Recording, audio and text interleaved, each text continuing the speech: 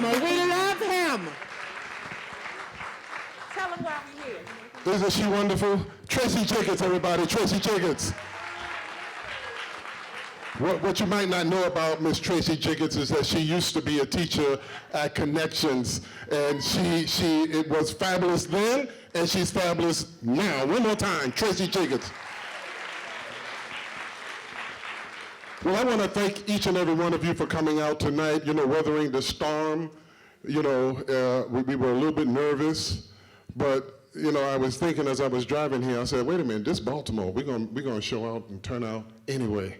So we're glad that you're here. I just wanted to take a moment in the beginning of the program just to set the record straight. I kind of feel kind of funny on the stage. The president was on the stage just last week. I had to look backstage to see if any Secret Service was laying around back there. I just had to check and see. I want to set the record straight that everything that Ms. Jacobs said about teachers is 100% true. Fantastic. But something that we just came through 16 months of virtual schooling. We were shut in, couldn't go to the store, couldn't go to the movies, couldn't do anything. Kids driving you crazy at home. But our teachers, a lot was on the radio and on the news, on the TV about the tremendous work that the healthcare professionals did, and they did a fantastic job, each and every one of them. But little was said about our teachers. While some of us were home comfortable, our teachers had to go online and teach class. While we were home comfortable, some of our teachers actually went knocking on doors to check on students. While we were comfortable at home, some of our teachers actually went and helped serve food to some of the hungry in Baltimore City. And many of them put their own lives at risk. And some of them got sick, and some of them passed. But that speaks to the tremendous commitment that our teachers here in Baltimore really make to the profession of teaching. And so tonight, this program is dedicated not only to our wonderful celebrants that we have here tonight, but tonight, this program is dedicated to the 5,000 teachers in Baltimore City Public Schools. So if you will, one more time, put your hands together for Baltimore City teachers.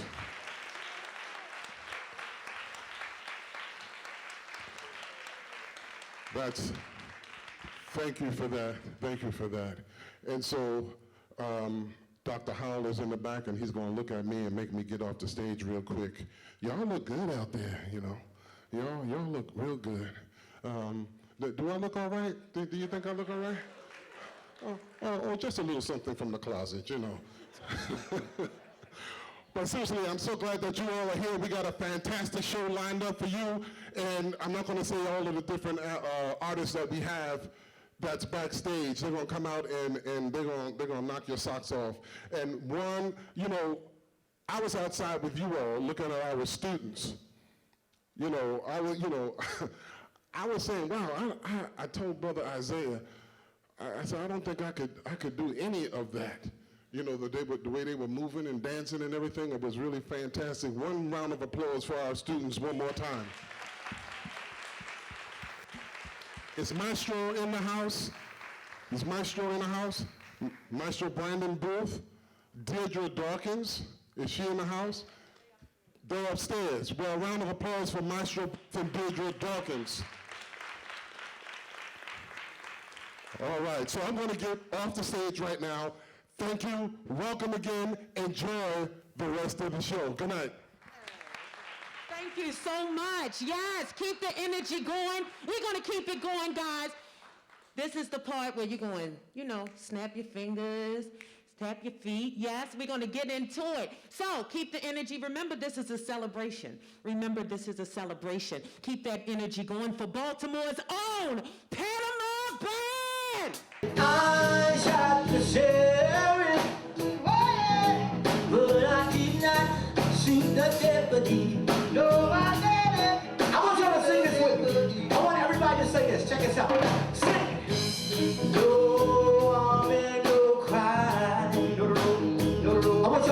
Come on. No woman, no cry. A little louder. One more time, let's go. No woman, no cry. Y'all gotta say it loud. Let's go. I'm gonna break it down like this. Check this out. Say, I shot the sheriff. No, I didn't. But I did not shoot the deputy. No, I didn't shoot the deputy. Yeah, yeah. I shot the sheriff. Oh, yeah. But I did not shoot the deputy. No, I didn't shoot the deputy. Oh! No woman, no cry. No woman, no cry. No woman, no cry. No woman, no cry. No woman, no cry. No woman, no cry.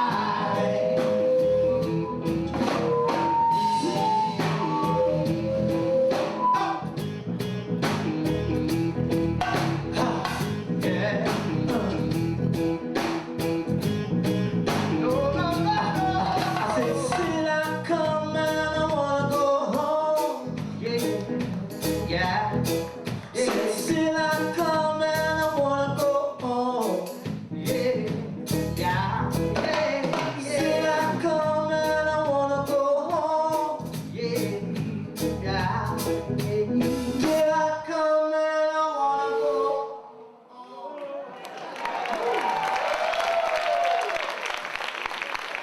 Whoa.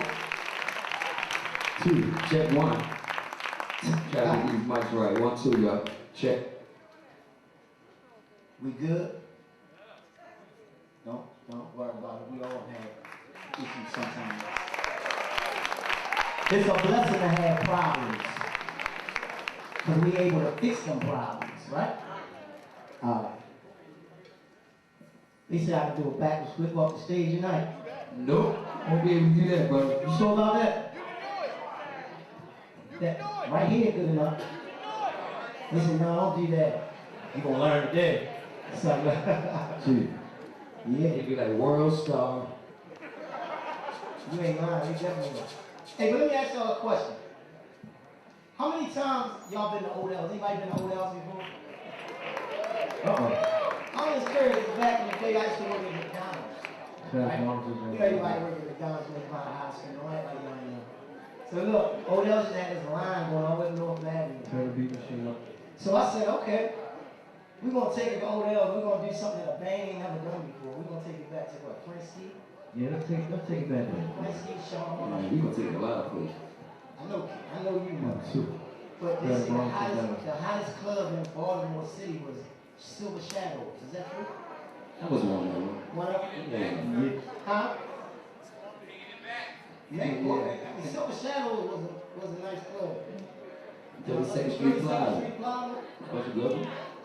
What's the hottest club back in the day? Who knows? Huh? Somebody said Whitney's. Whitney's? Oh yeah, we know about that one too. What about Gaskins?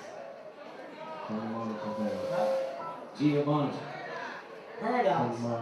Oh yeah. That's Cool. right. You don't know about no Paradise. Hammer Jacks? Yeah, Hammer Jack. That's the one. Hey, y'all let me know something here now. So now I know y'all we gonna play a little game. We're gonna play a few songs, right? We're gonna see if y'all can relate to it. Wow. He said Paradise. What about Main Event? Yeah, y'all know about that. The tunnel. Yeah. Well, check this out. We're gonna sing y'all that memory lane, right? We're gonna take it back to those days when the hottest DJs was on the wheels of steel. Rest in peace, K-Swift, Reggie Ranch, and everybody else that's all the way, Yeah. What's up, man? Yeah. Who gonna take it back, Odell? Let's take it back. Let's take it back. You sure they ready for it? I think they ready. I hope they ready. They came here to party. So let's just give them a little tease. Okay. Trans, Europe, Express, Trans, Europe, Express.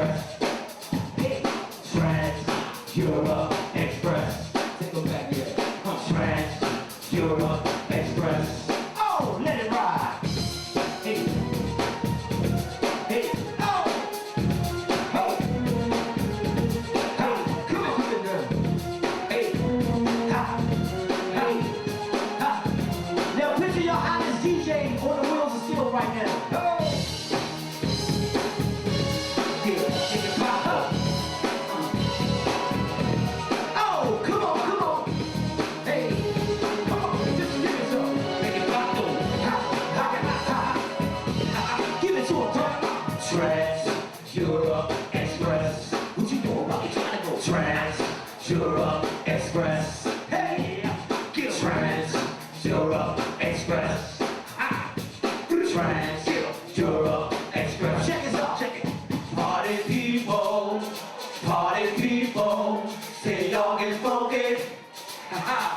Suzanne and Boney, can y'all get funky? Y'all remember this one? The Zulu Nation, can y'all get funky? Y'all just hit me.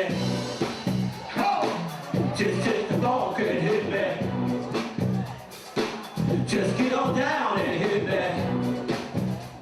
Bad buster just getting so funky now, hit me. Y'all just hit me. It's time to chase your dream. Roll out your seats, make your body scream. Socialize, get down out to soul. Lead the way, shake it down. Go ladies, it's a living dream. Love like this, come play out there. My world is free. Do what you want, but scream. Whoa. Ha. Hey, Wood. Hey, bring it back. Rock, rock to the planet, rock. Don't stop. Rock, rock to the planet, rock. Don't stop. Gotta rock it, don't stop. Oh, gotta rock it, don't stop. Gotta rock it, don't stop it. Gotta rock it, don't stop. Gotta rock it, don't stop it. Gotta rock it, don't stop. Gotta rock it, don't stop it. Gotta rock it, don't stop. Gotta rock it, don't stop it. Gotta rock it, don't stop.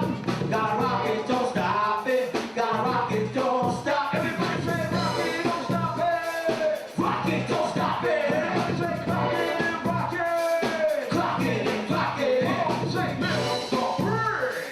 Mr. B.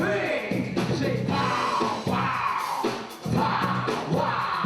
Say G-L-O-B-E, G-L-O-B. It's so, Sonic, so. Hey, hey. You got your gold rope? Man, I got my Kango hat and my Gazelle glasses. Uh-oh. You got your Adidas with no true strings in them. Well, I'll tell you what. Let's take it back even further. Take one out of the Check this out, okay. Check. Unemployment at a record high. People coming, people going, people want to die. Don't ask me because I don't know why, but it's like that. Well, and that's the way it is. Now I never did this before. I see you, fam. You see them out there? I never did this before, but I want to see how many of them out there actually know this song. Check it out. I'll be about to sing along with us. They know it over here in my section. They know it. Well, let me hear it. Check it out. 1, 2, 3, say. Unemployment at a record high. People coming, people going, people want to die. Don't ask me because I don't know why, but it's like that. Well, and that's the way it is. Now you know we got all these beautiful ladies in here, right? Now let's do something for the ladies, right? We gotta do something for the ladies. Something for the ladies. How we doing? Huh? Come on, get up on this. Oh. Get up on this. Ow, ow, ow. Get up on this. Hey, everybody, get up on this. Y'all ready? Get ready. Y'all ready? Let's go. Oh. Ah, push it. Hey, push it good. Ah, push it. Push it real good. Ah, push it. Come on, girl. Ah, push it good. Ah, push it. Push it real. Get up on this. Hey, come on. Get up on this. Yeah, I see y'all over here. Yeah, get up on this. Baby, get up on this. Hey, get up on this. And you know we got some birthdays in here. Let's do one for the Scorpios. Any Scorpios in the house? All birthday people. Go! Oh! Everybody! It's your birthday! It's your birthday! It's your birthday! It's your birthday! Oh! Get it hot! It's your birthday! It's your birthday! It's your birthday! It's your birthday! Oh! Bill! Hang 'em up! Ha! Ha! Ha! Ha! It's your birthday! It's your birthday! Scorpio! Let's go! Let's go!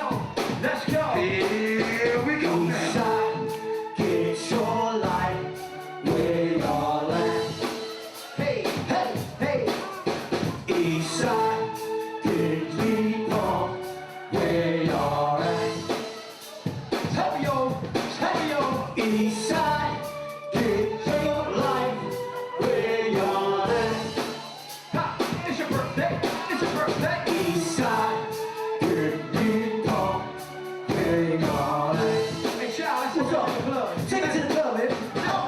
Get up, pop, pop, pop, pop. Live it always way. It will make you dance. Don't try to fuck the age. Get up on the floor. Hey, boogie, boogie to the beat. It will make you dance. Better make it on your feet. And then you say, oh, oh, na na na na. You say, oh, oh, na na na na. You say, oh, oh, na na na na. Say you go, my lady, and you love you. Come on, yeah. But as soon as I turn my back, baby, look what you're going through. Would have bet my life on it, would have taken all the time. Oh, come on, honey, back, you were the one for me, baby. How could I be so blind? Yeah, what you know about it? Listen what you say, understand what the folks say. Is it the disease of the day? I don't really want to lose you. Do you want to the balls? Do you want to the hands of the law? And you still think that I'm not good enough for you. I can tell the way that I can without you. When I see you over my eyes, I feel the hurt inside. When I reach out to you, I feel so confused. Oh, I'm like a fool out in the game. I can't get out. See, I'm like a fool out in the game. I can't get out. See, I'm like a fool out in the game. I can't get out. See, I'm like a fool out in the game. I can't get out. Oh, oh, oh, oh, oh, oh, oh, what a man. See what I'm saying? Hey, come on. Oh, I'm down. Oh, I'm down. Oh, I'm down. I can't get out.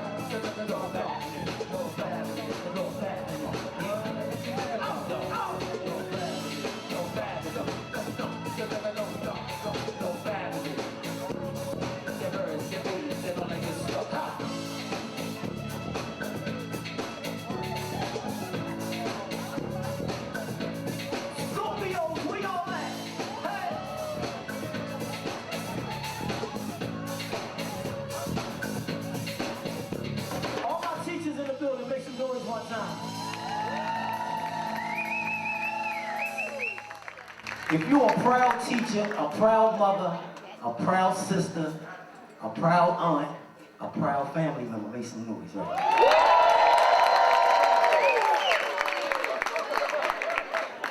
And we love y'all for giving us the opportunity for doing this for y'all. It's always a blessing to be in front of a bunch of well-groomed people, educated teachers all over the place. That's right. And another thing, and I'm gonna put it out there, I graduated from Lake Clifton. I'm a dog. Okay. I just want to do something. Man, what you up to, man? Hey, look, shout out to the Scorpios. Alright. I'm a Scorpio too, y'all. Hey, today is his birthday, y'all. Yeah? Say happy birthday to my brother. That's Hollywood, man. One of the best gifts you can do is perform on your birthday, right? So look, we're gonna do some good music. That's all right with y'all. Take y'all back for a second. Just to smooth it out a little bit. Smooth it out a little bit. You understand? You love this song. We might got too much energy on it. Just smooth it out a little bit. You know how they say, oh, calm down. Okay, y'all, calm down, son. But once again, y'all, we'd like to thank each and every one of y'all for giving us this opportunity to perform before such beautiful people all day. Give yourself a round of applause. So it goes like this. Welcome, welcome, welcome. No matter where you are, where you at, if you can just snap your fingers, that's what you feel like doing. Or you can grab a young lady by the hand, just escort her through the side steps, and you can create a dance floor right there where you at. It doesn't matter. Baltimore's on the Panama band, y'all, and we're going to bring it down to y'all just like this, fellas.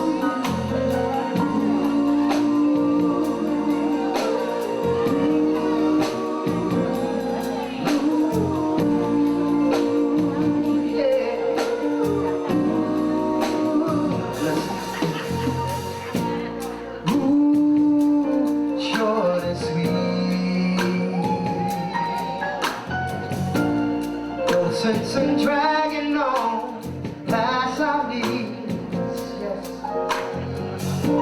Let's don't keep it hanging on. Yeah. If the fire's out, we should both be gone. Yeah, y'all help me out right here. Come on. Some people are made for each other. Some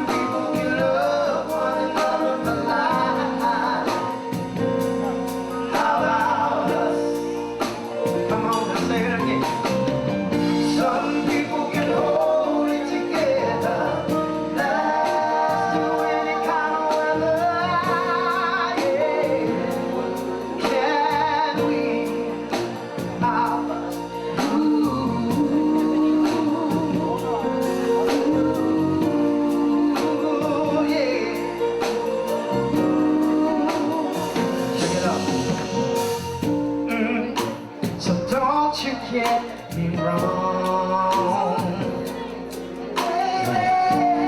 'cause I'm not trying to end it all. Just have seen too many lovers' hearts lose their dreams. Yeah.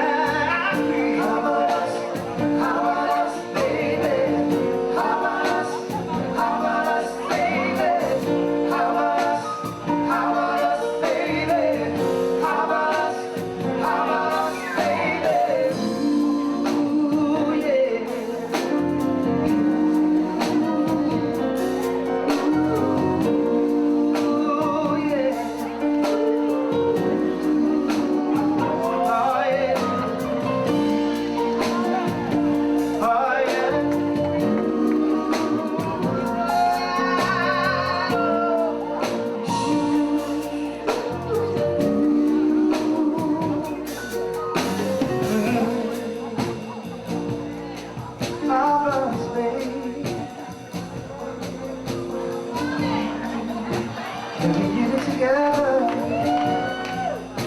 one more again. So let's just you and me. Oh, how about us? How about us?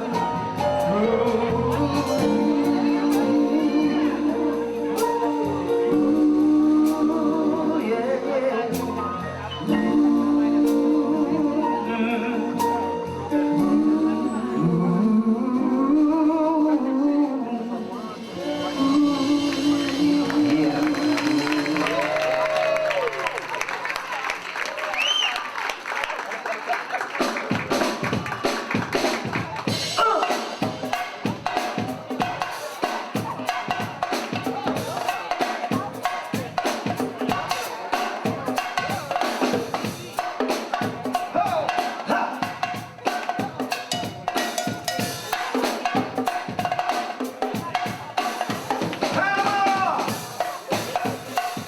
Mr. K like for percussion, ladies and gentlemen. That's my man going down.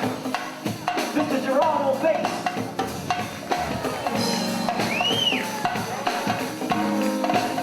Well, if you want to come, we got Hollywood and vocals. You know, keys, we got Johnny keys. Oh, my partner Brown, Mr. John God, give a round of applause.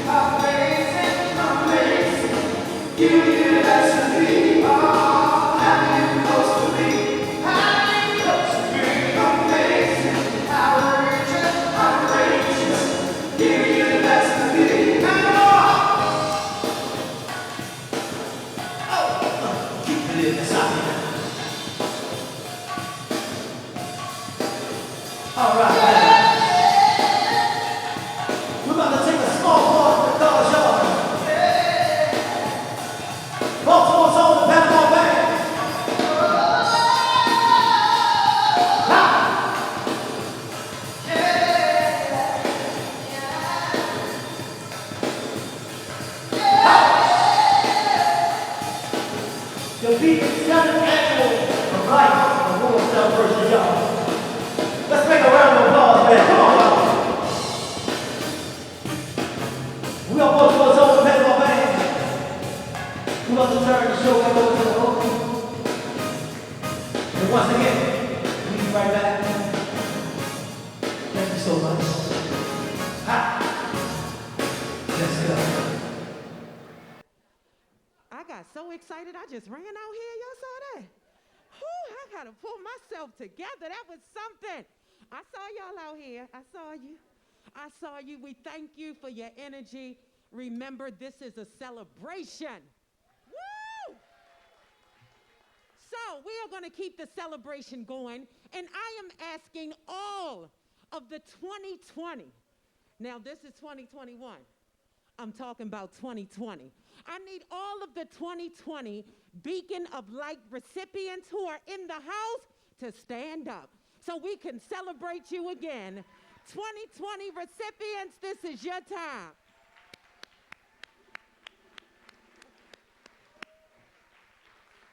Yes, we thank you. We thank you. We honor you today, and we continue to honor you as we go into the 2021 Beacon of Light celebration. So I am going to bring out, I'm ready. Excellent. So our first award 2020 honoree is going to be presented. Miss Anita Snyder, can you come on out and join me at the podium? Hey. Oh, get on up here. And do you want to introduce Jermaine, or you want me to introduce Jermaine? All right, keep the party going. Mr. Jermaine Dunn, get on up here.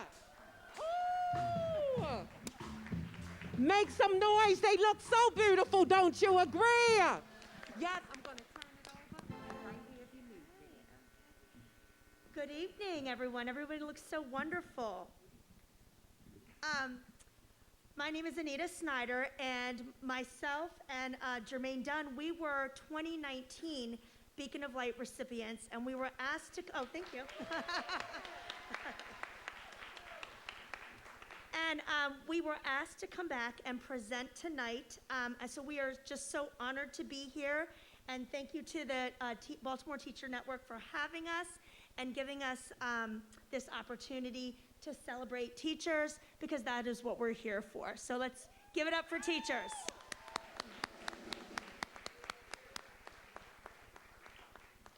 Okay, so we're going to start with the awards. Okay, the first high school with an award recipient is Carver Vocational Technical High School. Give it up. And we are going to bring to the stage Mr. Andrew Moe as the representative for Carver. And give it up for 2021 Beacon of Light honoree, Richard Milbourne.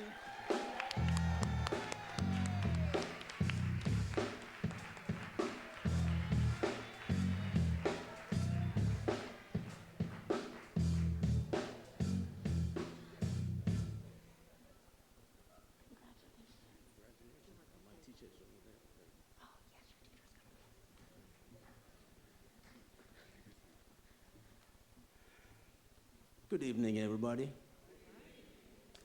So, one of the English poets, W.H. Auden, once said, he wrote a poem called The Unknown Citizen. The poem says, the first stanza says, he was found by the Bureau of Statistics to be one against whom there was no official complaint, because all the reports on his conduct agree that in the modern sense of the old-fashioned word, he was a saint, because in everything that he did, he served the greater community. W.H. Auden.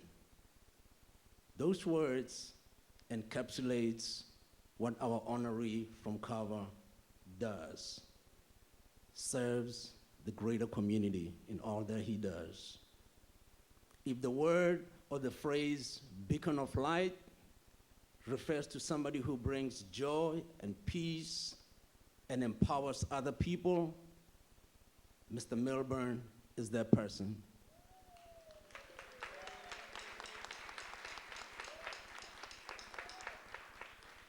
We at Carver are very blessed because we have a rising star, we have a shining star, we have a light in the middle of the dark, especially after going through the pandemic. Mr. Milburn was a bright, shining star at Carver because he empowered a lot of our students, and he continues doing that every day. I present to you Mr. Milburn.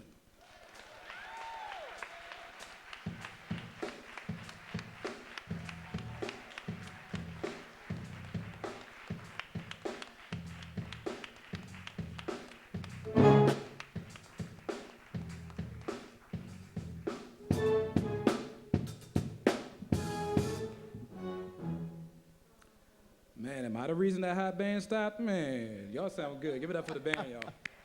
Gotta give it up for the band.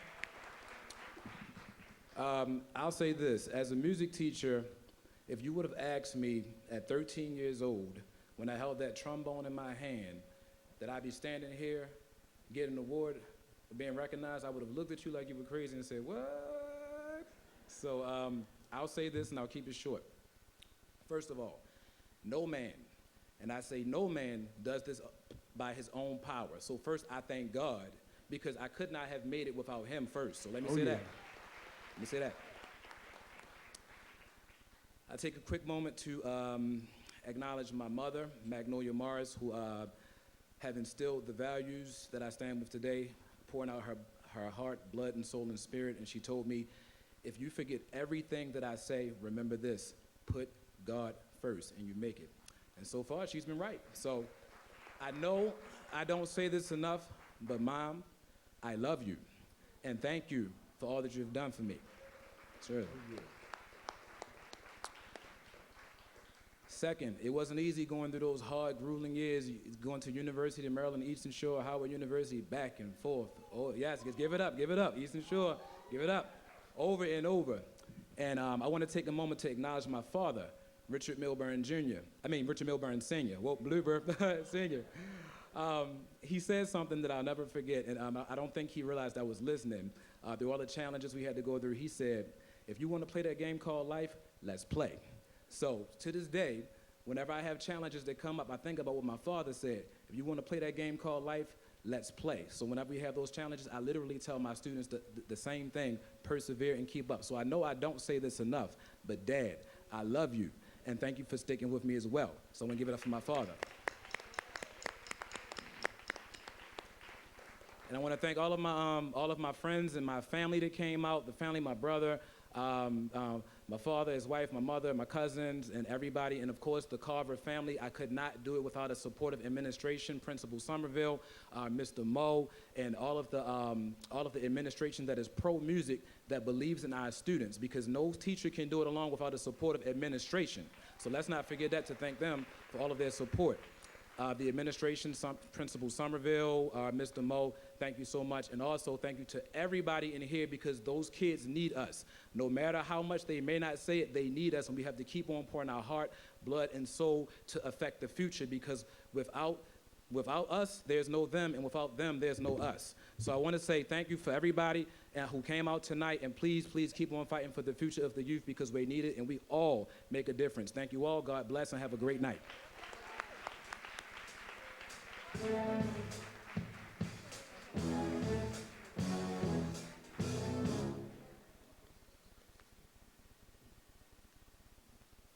Congratulations, Richard Milburn.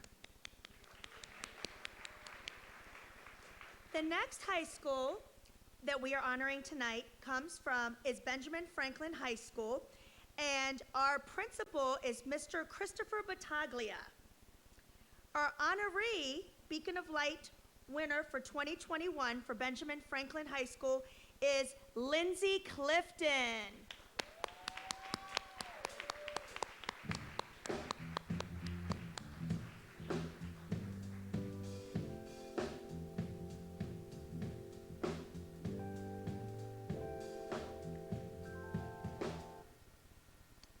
Good evening. I'm Chris Battaglia, Principal of Benjamin Franklin High School. And if you look in your programs tonight, under Lindsay Clifton's name, you'll see that she has 8 titles. That is 2 more than the New England Patriots and 1 more than the greatest quarterback of all time, Tom Brady. As a lifelong Baltimorean and Baltimore Colt and Raven fan, that hurt to say that. But I say that because of all the love and admiration I have for Miss Clifton. Before we knew how the virus worked, she was in that building. Before we had a vaccine, she was in that building. Before we were required to return, she was in that building, because she always puts people first. When I received the nomination request, it literally took 5 minutes before I hit reply, and it was the easiest thing I've ever typed in my life. This woman has spent her career, and working with me, I know, deserves tonight and the spotlight to shine on her, because what she does every day shines a light on all of our students and faculty at Ben Franklin. So it's my honor to introduce to you, from Benjamin Franklin High School, Miss Lindsay Clifton.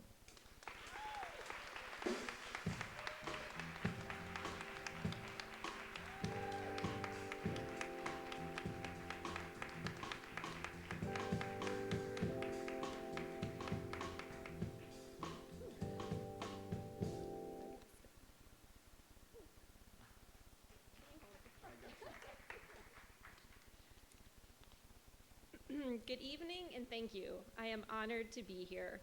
I would first like to congratulate my colleagues on winning the Beacon of Light Champions of Education and Community Awards. It is a well-deserved recognition for your contributions during an unpredictable year. I would also like to thank the Baltimore Teacher Network for doing something that really should be done more, recognizing the hard work and dedication of teachers and community workers. I'm extremely honored to be receiving such an important award, the Beacon of Light. I must admit, I was very surprised when Miss Jacobs and an entourage of my Ben Franklin family came into my classroom last month to inform me of the award. It seems strange to win an award for simply doing what I love. I would not be here if it not were for the amazing students, staff, families, and community members of Ben Franklin High School. I want to thank them for their phenomenal work and for always supporting me and challenging me to continually improve as a teacher, a leader, and a person. I would also like to thank my principal, Chris Battaglia, for being an inspiring leader, as well as a great friend over the last decade. There is no other principal I would rather work with. As much as I joke about sending out my resumes, you definitely are in my 20. Thank you to my family and friends, especially my mom, my husband, Jeremy, my best friends, Mike and Melissa, who are here tonight with me, who are always willing to lend an ear to hear my triumphs and challenges, and who continue to remind me of the important work I do on a daily basis. In March of 2020, as we faced uncertainty in our world, most teachers faced uncertainty in their teachers. And I know I felt like a first-year teacher all over again, and we all know how that feeling goes. Teaching and learning in a digital world, what did that even mean? But it continued and became our normal over the next 18 months. Google Classrooms, Zooms, muting, or more importantly, unmuting of the students, Chromebook distribution days, password resets, connectivity, Wi-Fi, hotspots, the list goes on and on. But the most important part is that we found a way to do it. We discovered new ways of building relationships with our students and our peers. We found engaging ways to do social and emotional checks, and we became creative in how we teach and how to help our students learn in that environment. We did it, and we are a stronger, more resilient community because of it. I am very grateful for the Beacon of Light Award, and I am receiving on behalf of the hard work of our Ben Franklin family. I'm very proud of the way that we persevered through our challenges, and this is a celebration of our success. Congratulations again to my fellow honorees, and in the words of our namesake, Ben Franklin, an education is the investment with the greatest returns. I will continue to do my part for our students and our community. Thank you.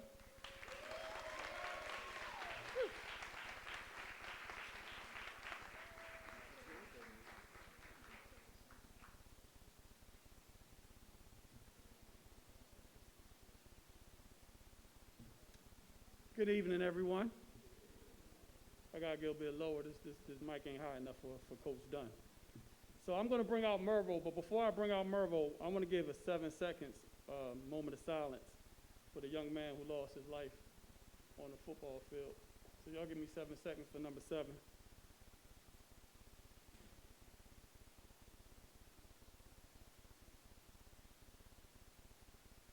Thank you. So, we're going to bring Merville out, and representing Merville as the principal is Miss Virginia A., and the honoree is Jeffrey Lordy. Give it up for Jeffrey Lordy.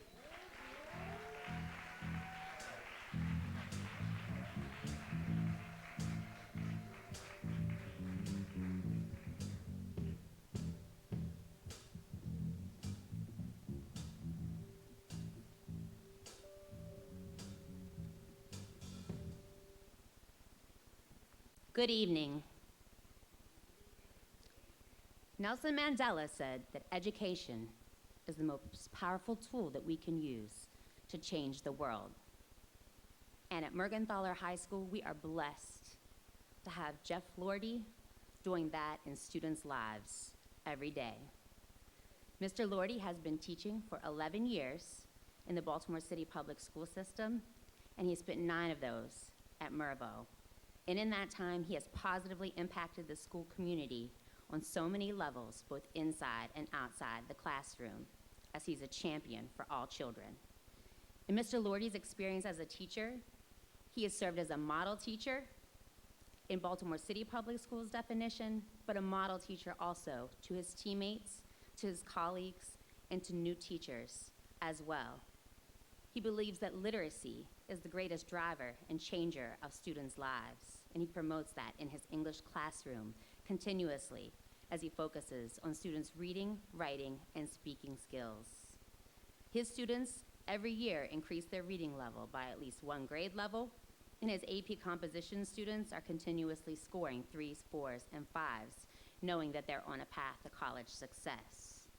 But in addition to that, and all of his academic focus, Mr. Lordy also coaches the boys basketball team. And he provides athletic motivation, but it isn't just about athletics. He builds lifelong relationships with his players. He focuses on social emotional strategies, and he promotes confidence among his student athletes that will transcend the basketball court. He emphasizes the importance of education as he demonstrates that leadership in the classroom, in the hallways, and in the gymnasium. Because of his dedication to education, Mr.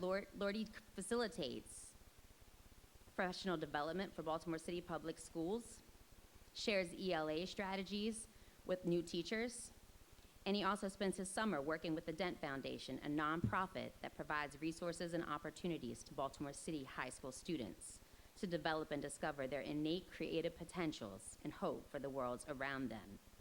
And this past summer, he spent most of his time re-engaging some of our most at-promise students that were lost during this pandemic, talking to them, visiting their homes, and encouraging them to return back to school in a positive way as we returned in person.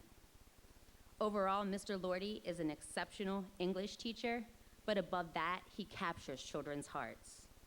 It's a pleasure to acknowledge his extraordinary contributions to our school and community as he continues to educate himself by finishing his post-administration certificate this winter.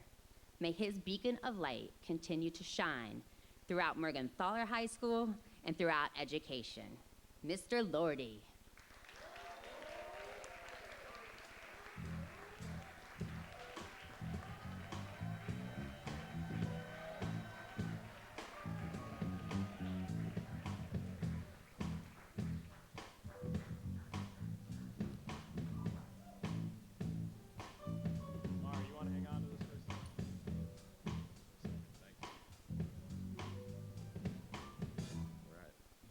I kind of like that theme song. That would be like, you know, if I could like wake up to that every day, that might be me. You know, I felt really confident coming out here. You know, I think I looked pretty sharp. I mean, I do, right? I mean, a little sharp. But then my student Zamari came out here in full uniform, And I know you can't ever upstage someone in uniform, so I'm a little irritated by that. You know, if Zamari's grade drops Monday, don't be shocked. You know, I'll just say that, but he looks good. No, I wanted to thank you, Miss A, and thank you, Zamari. Thank you to the whole Mervo community. I just wanted to spend just a couple moments just thanking a few folks for kind of why I'm here and you know, with these other great honorees and everything. So first to Miss Yates in the front here, if we can give it up to Miss Yates, Miss Gina Yates, please. Has been an incredible mentor, teacher, my time at Mervo. Constantly just picking me up, telling me, you know, you got this, you know, I need you, and I need you in my corner, and there's so many days where I've needed her in my corner too. So just can't thank you enough for everything you've given me and done for me. So much love to you, so thank you. Also to Miss Perkins, who's right next to Miss Yates. We can give it up to Miss Perkins here. I feel if you don't know Miss Perkins, I always feel just kind of humbled in her presence. You know, she's kind of a Baltimore City legend, and has really sort of become just I don't know, a school mother in a lot of ways to me, and just an emotional support in more ways than she knows. So again, deeply thank you, and much love to you as well for that. So thank you. You know, and then my mother couldn't be here tonight. My mother was a teacher for a long time, but I do have my dad. My dad is right here, Larry Lordy, in the row. I heard someone was talking about Tom Brady earlier. If there's anyone he likes more than me, it would be Tom Brady, but I think he's rooting for me tonight too. But I will say this, so my dad was, you know, worked for Coca-Cola for a long time. He was a business guy, and that was originally kind of what I thought my career was going to be before finding my passions in teaching. And what he told me once that just kind of stuck with me, he said, you know, Jeff, you know, when I go into Coca-Cola, when I work there, he's like, it doesn't feel like work. It just really doesn't feel like work. It's just every day just feels fun. And I want you to find something that kind of, you know, you feel the same way. And I honestly, from the bottom of my heart, every single day just feels fun. What I do when I go in to teach, when I go into room 2211, when I get to see my honors and AP students like Zamari and others, it doesn't feel like work to me. There's hard days, no doubt. There's tough days, no doubt. There's days where I close the door and we have conversations in my class that can't leave, and those are tough days, no doubt. But every day just feels fun, and so it really, you know, 10 plus years hasn't felt like an enormous amount of work to me, although it has been, shown by some of the grays here. But aside from that, you know, it's really been a blessing to work with my students. I have the greatest students in the world. Every day, you know, we're trying to create better readers, writers, thinkers, speakers, so I'm giving what I can give. But there's no doubt that I'm learning at least as much, if not more, from them every single day. So I love what I do. Every day is a blast, and I'm just happy to be doing what I do. It's a real blessing. So thank you all for coming tonight. Thank you for the honorees. Thank you for all the love, and appreciate it. Have a great night. Thank you.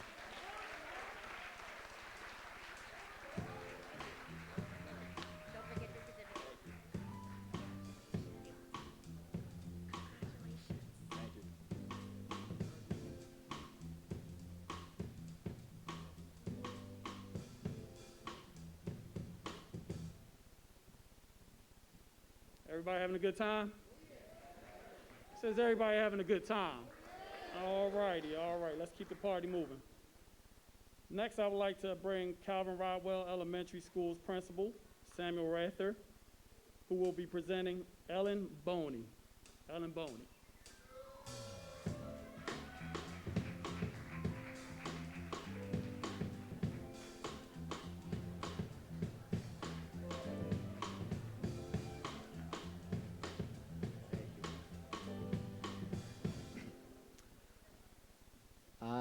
Unfortunately, I'm not Samuel Rather, but I am William Crockett, or Bill Crockett, the assistant principal at Calvin Rodwell Elementary School, and it is my honor to introduce Ellen Boney as a Beacon of Light Award winner. As a middle school assistant principal in 2021, there are a few things that sometimes tend to slip my mind. And luckily, I have someone like Ellen Boney. In fact, as I was driving down here, I had to call 5 eighth grade parents, and I couldn't remember the numbers, or I needed to find the numbers, and I said to myself, well, I'll just call Boney. She'll have them right away. And forgot today is her special night, so I didn't do that. But I know, though, she would have done it because it would be right for kids. And no matter the time, the place, or the moment in her life, Boney will always do right by the kids, by our students at Calvin Rodwell. And no speech or no talk could really do justice for how much Boney, and I should say Mrs. Boney, but we all know her as just as Boney at Calvin Rodwell. No, nothing could really do justice for how much she does for our students on a daily basis. Many people say in our profession they are for the kids. Many people believe that. Many people think that. Boney is the definition of that, and even more. She is the phrase. In fact, they should really change "I'm in it for the kids" to Boney. I became the assistant principal at Calvin Rodwell in virtual learning, and to me, it was just, it was just a scary thing seeing or thinking about how much education could be missed, especially from what I saw as we started in 2020. I mean, it was really scary if you really think about it. And as the scariest, coming in, I think back and I reflect on it. It's really the scariest of thoughts of how many students at Calvin Rodwell, middle school students especially, would have lost more education that could be possibly imagined without her tireless efforts. To give the kids what they deserve, no matter what the times, even the hardest of times like the pandemic, and that's a great education. She made students, parents, and colleagues and administration understand and commit to, no matter what the struggles were with virtual education, that we demanded that they get a great education. That was her belief. And she made sure that we honored them on that belief. That virtual learning was not an excuse to lose education, to lose kids. For Boney, there would be no downtime or year off on her watch, and she made sure everybody else understood that and believed that. She made me believe that. And Baltimore, not just Calvin Rodwell, but Baltimore is a better place and will be a better place because of her efforts. And on a personal note, and in conclusion, and I'm just kind of talking to her now. Boney, you've made me, and I've been in Baltimore City for 21 years. You made me a better educator. To call you my right-hand person would be an insult. You are the heart and soul of Calvin Rodwell's Middle School. And you are its light.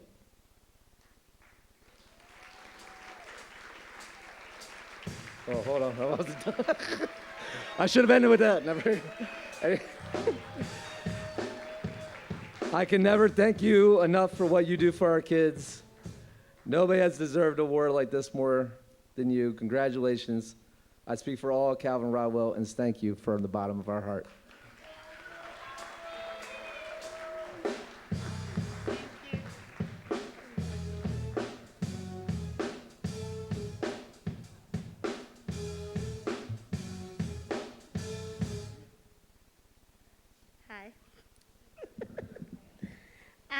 Good evening.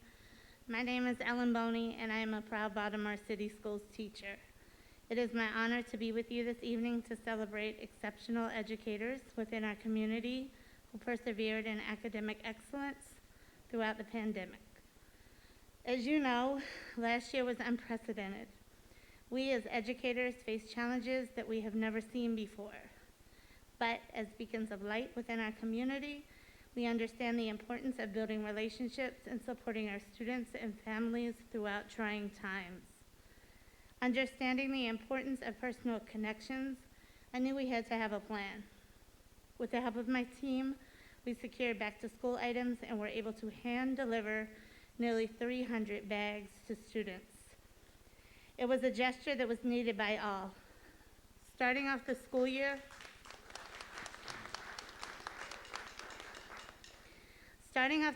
with a positive connection set the stage for future success. Little did we know the challenges that laid ahead, but our families and students were committed to being our partners.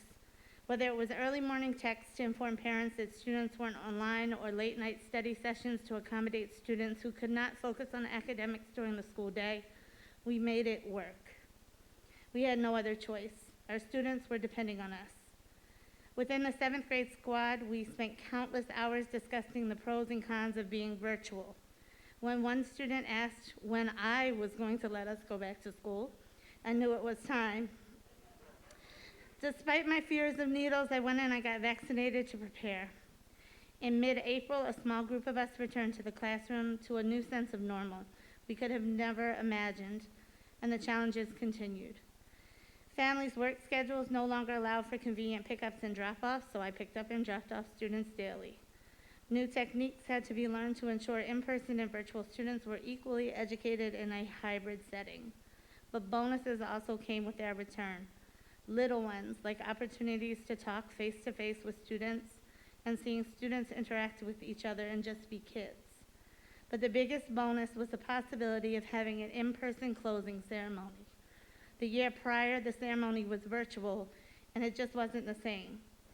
So all the proper steps were taken to ensure the ceremony was safe and we were ready to proceed when the unthinkable happened and COVID hit home. Our middle school was shut down for the remainder of the year, and the promise of an in-person ceremony started to fade until we were told in-person students could participate if they were able to produce negative results from a recent COVID test or proof of vaccination. We had less than a week to get it all done. I called families, helped schedule tests, and even took a student and her mother to a local pharmacy to get their first vaccination. I had no choice. My students were depending on me. As an educator, we're taught to focus on academic achievements. However, our impact reaches far beyond the classroom. I pride myself on the accomplishments of my students and believe it is my responsibility to assist them in reaching their full potential, both inside of the classroom and in the greater community. With the support of families, we work together to ensure that there are no excuses preventing my scholars from achieving their full potential. Thank you.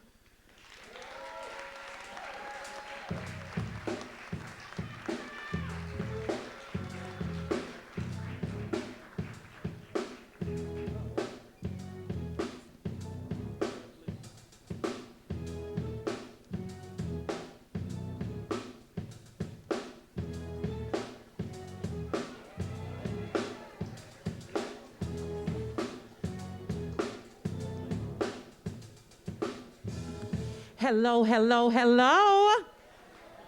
I'm gonna step out for a minute so y'all can get into look number 2 here.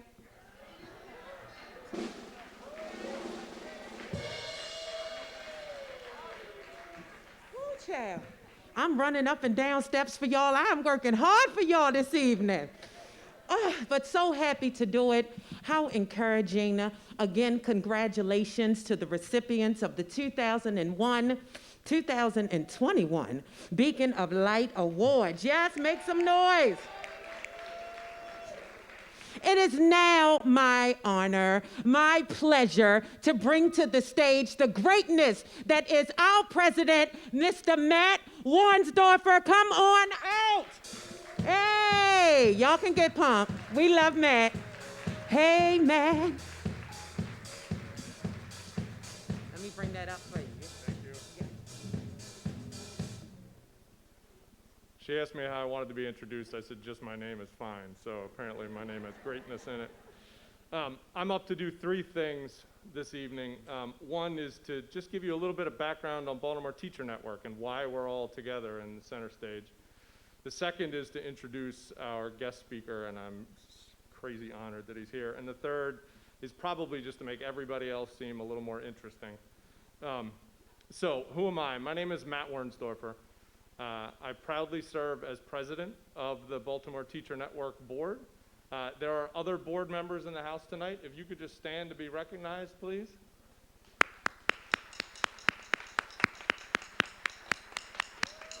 They help make all of this is possible because of them. So I'm grateful for the work that all of us get to do together.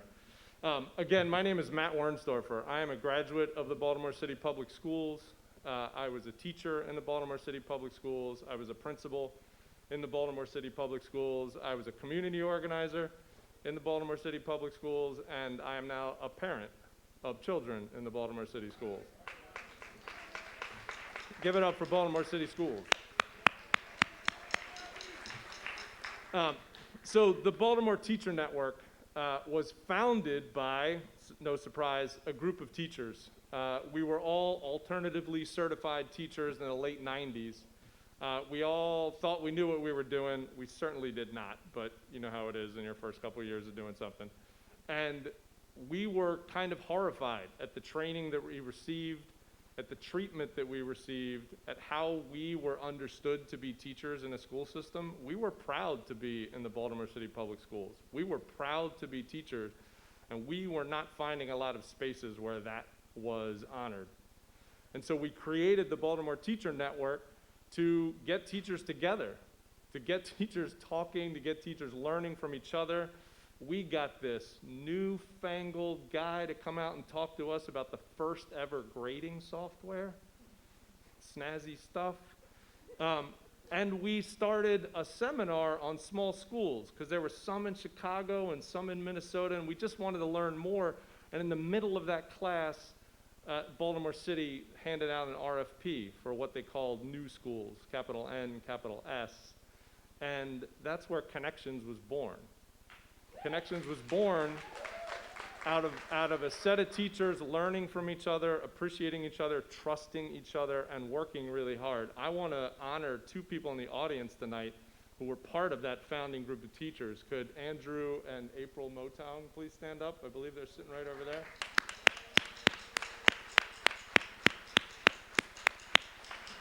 When we were out in the lobby, I went up to them and I said, after the students did their amazing work, every single time I see those students, they inspire me. I said, these are your babies. Actually, it's been so long, they're something like grand something babies. It's been a long time. And then Independence was born because we had a reputation in the school system for knowing how to think about classrooms. Independence started as a homeroom in Northern High School. If anybody here remembers Northern High School, I know I do. Many of my friends work there. And it grew into the school that it is now. And so now the Baltimore Teacher Network runs 2 charter schools, and we're proud to do so. But we were founded around teacher voice and wrestling with what that sounds like, and we still wrestle with it. We don't get it right all the time. And we are so proud to start to lean into events like this, spaces where we can celebrate teachers. This probably feels, I hope it feels really special for the teachers in the room, and it shouldn't. Teachers are in every way our bridge to the future. The students are the future, but teachers are carrying that on their backs every single day. And we fail to appreciate that. And we do not give them their due. We just don't. And so I am so proud and excited just to be here with you all tonight celebrating teachers. But I also want us to remember that we don't do this very well. Even in schools where there are loving and hardworking and brilliant administrators, teachers do not get what they need. Teachers are not treated in the ways they should be. Teachers' voices are not heard. And so as Baltimore Teacher Network tries to figure out what that means in schools, when we first opened those schools, there was no administrator. They were all teacher run, and they have evolved from that, and we continue to learn. We want everyone's help in figuring out what that teacher voice sounds like and where it should go. So this is me recruiting all of you to stay connected to the Baltimore Teacher Network and help us out. We have had gubernatorial debates. We have had forums on school safety. Please stay in touch, and we would love to bring you into the conversation and hear your voice. All right, so my second job tonight is to introduce an incredible man, a man I have known my entire life but never met, Representative Kwesi Mfume. We, like I said, have never met, but I recognize in him a son of Baltimore. My family, the Wernsdorfers, I am descended from a man who fled a draft in wartime in Germany and came over and literally spent his entire life laying trolley track in Baltimore City. The Wernsdorfers have been here for 3 centuries, in our churches, in our schools, in our streets, and I see in Kwesi Mfume a son of Baltimore. He also grew up here. He graduated from Morgan. He graduated from Johns Hopkins University. He started his political career, as I understand it, he probably did some things before that, but elected to the city council and quickly launched into serving all of us in national positions. There's a list of them, so I'm going to go to my notes here to make sure I don't miss anything. I do see in his work this question of voice, right? How do we listen to people? How do we create structures that hear that voice? I see the thread of voice. Right now he's serving as representative for the 7th District. He has served in Congress for 10 years, over 10 years, sorry. He has served as president and CEO of the NAACP. He has served on the Hopkins Board of Trustees. He's the chair of Morgan's Board of Regents. His professional life has been dedicated to giving voice to children in Baltimore, to Black America, to all of us here in Baltimore City and in the state of Maryland. His voice, yeah, give it up. You can hear his voice in the Americans with Disabilities Act. You can hear his voice in Obamacare. You can hear his voice in the 1991 Civil Rights Bill. You can hear his voice in the United Nations recognition of NAACP as a servant to the world. His voice is present in all of our lives. And when I see him as a son of Baltimore, that makes me proud. One fun fact related to voice, I suspect he wasn't planning to speak on this, so I'm not trying to put him on the spot, but if you look at his bio, he has performed in concert with an opera soprano with the Baltimore Symphony Orchestra, so we got some instruments out here in case he wants to play. All right, so as one son of Baltimore to another, I am honored and grateful, Congressman, Representative, for your service and your presence with us tonight to celebrate teachers, friends, teachers, citizens of Baltimore. I present Representative Kwesi Mfume.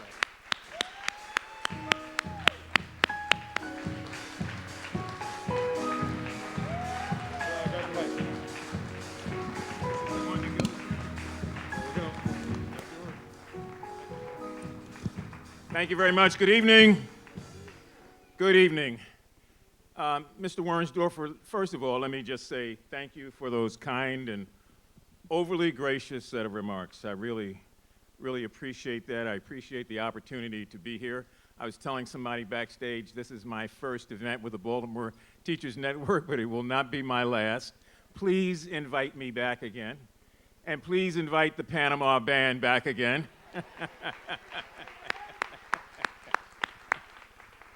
They're great, aren't they?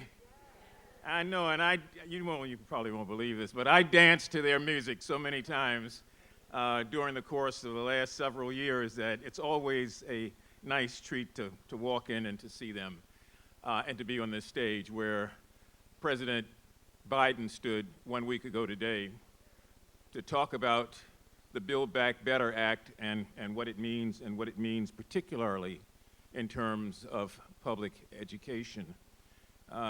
I serve on the Education Committee of the House of Representatives by design and by request.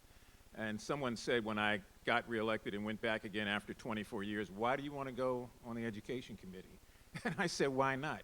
If we don't fix it there, we won't fix it anywhere at all. So it's been a labor of love for me. Now, I have to tell you this. I don't know how I can come out here after Panama and be just, you know, I'm Mr. Crazy. So I'm going to do a little bit of both. And I thought while I was backstage, maybe I would just, as I should, thank the people that should be thanked. And then instead of this great big speech that we've been working on for a while, I'll not give it. I will submit it. I will submit it because you may want it to memorialize for your own records. Somebody's applauding that I'm not going to speak it. I'm with you. But instead of that, what I'll do is just talk a little bit from the heart about why what you do is so very important. So again, in thanking Mr. Wernsdorfer, I want to thank Elijah Etheridge, the executive director, the deputy director, Dr. Ron Howe, all the members of the board for honoring me to be here tonight and to receive one of these very important awards. And it is particularly an honor for me to join my friend of 42 years, the late Elijah Cummings, in being a recipient of this award.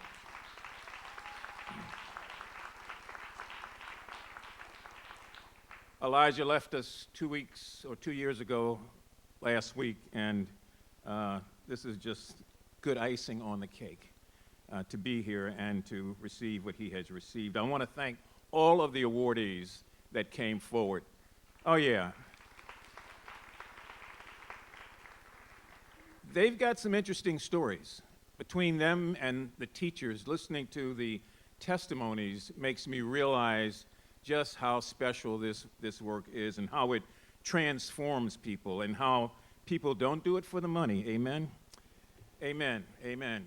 Even though you deserve every dime you can get and ought to get more. For the life of me, I can't understand how, having lived all these years, I've seen a country go from appreciating, cherishing, and rewarding teachers to a country that takes them for granted, doesn't want to pay what they're worth, and always finds ways to make it a political football. I don't understand it. So my thanks to all of them. And let me just, not the speech, leave the speech alone. Just say a couple of very important things.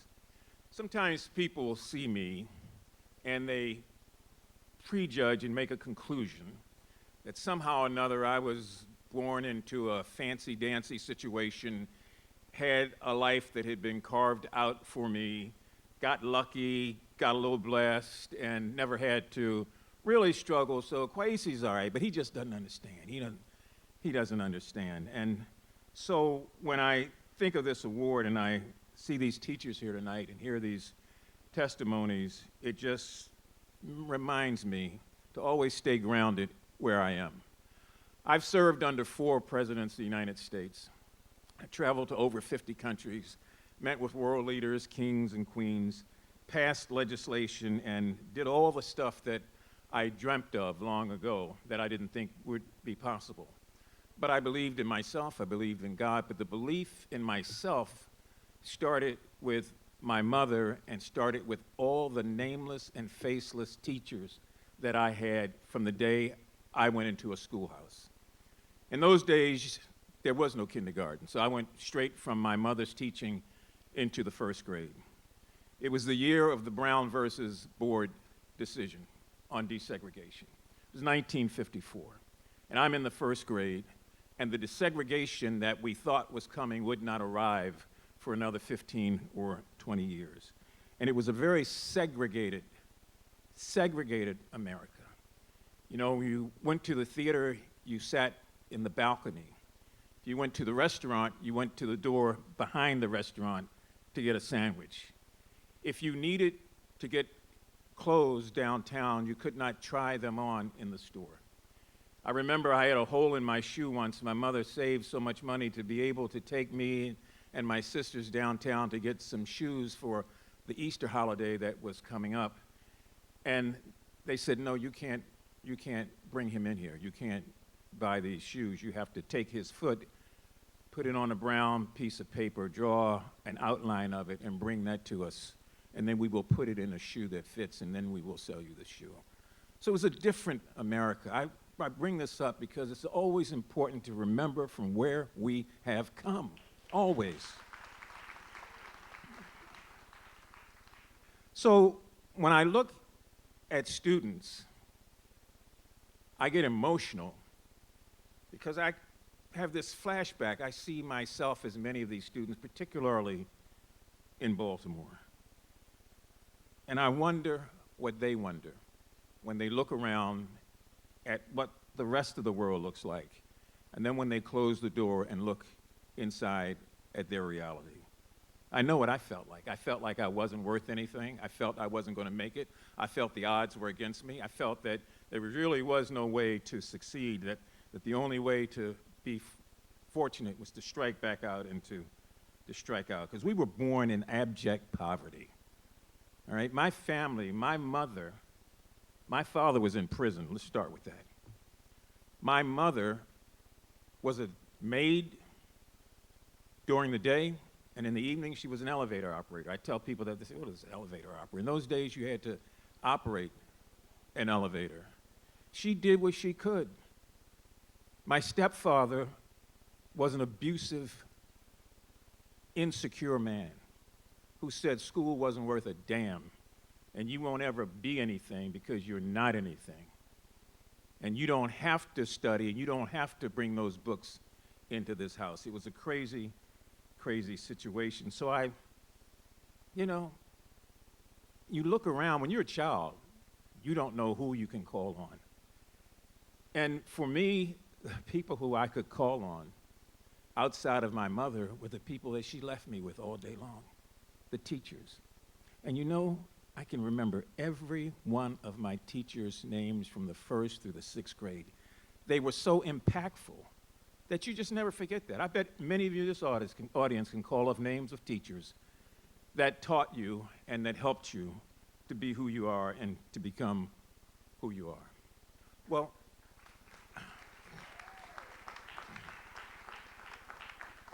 I look at these students and I know that if I could survive and blossom, they can survive and blossom. They just need what you've been giving them, and they need it in an overdose. They need reinforcement of what you give them every day. They need it in their homes, they need it in their communities, and they need it one to another. It's a confusing world. Look, if it was confusing back then in 1954, you know how it is for children today. And when I say children, I'm talking about children from the 1st grade through the 12th grade, because when you're as old as I am, they're all children. And they all have a sense of innocence that can get corrupted so quickly in this society. So, long story short, living in poverty, moving as we did 6, 7 times because we couldn't pay the rent. There was no such thing as a mortgage in those days. You rent it. And gas and electric was turned off every other month. And so when I studied, I had to study by candlelight. And people in the block would see that, and kids would tease me saying, oh, you don't have any electricity. You could see the shadows against the shades. But my mother was a proud woman who said, no, you are going to study, you're going to do your work, and you're going to learn because you somehow or another have to be in this world when I'm not here. She caught an illness, and then she became sick with cancer. And we lived on Division Street, right down the street from the old Providence Hospital, 2 blocks from where Thurgood Marshall grew up. And you didn't really have access to medical care. You really didn't. And so she struggled with her cancer as best she could. We had lived in Turner Station. You remember Henrietta Lacks and her cancer? Her and my mother knew each other. We lived not far from each other. So her cancer got worse, and she would call me downstairs every night and said, look, I want to talk to you because I need you to understand where you are in this world. You are black. You are a male. And you are subject to all sorts of things that are beyond your control. But most of all, you're a brother to these 3 younger sisters, and you have to find a way to take care of them long after I'm gone. Now, when your mother calls you downstairs at night when your sisters that are younger than you are in bed and she wants to talk to you about life and death. You can't conceive that. I had her for 15 years. I didn't know any existence without her, but I was respectful, and I said, yes, ma'am, yes, ma'am, yes, ma'am. And she made me promise that no matter what happened, all the things that the teachers that had taught me and the love they had put in me, I would never abandon that. She said, you can never abandon that. They teach because they can't help themselves. They teach to touch a life, not to make a living. Those words stayed with me and stayed with me. And one night, I'm sitting downstairs and she's telling me about life and my responsibility as a man and the world that I was about to go into. And my mother made a sound that I had never heard before and have never heard since. And she looked at me and fell into my arms and closed her eyes and died. So that changed my entire life in so many ways. I can't explain that feeling. I visit it all the time. I knew that I had to do something, didn't know what it was.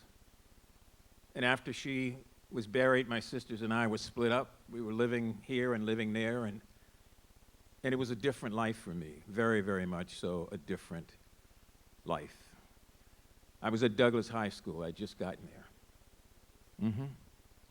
I had to drop out of school in 10th grade.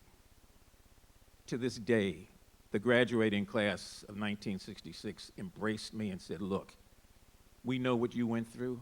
If your mother hadn't died, you'd be graduating with us, so you're going to always be a part of our class. And last month, we celebrated a 55-year class reunion together.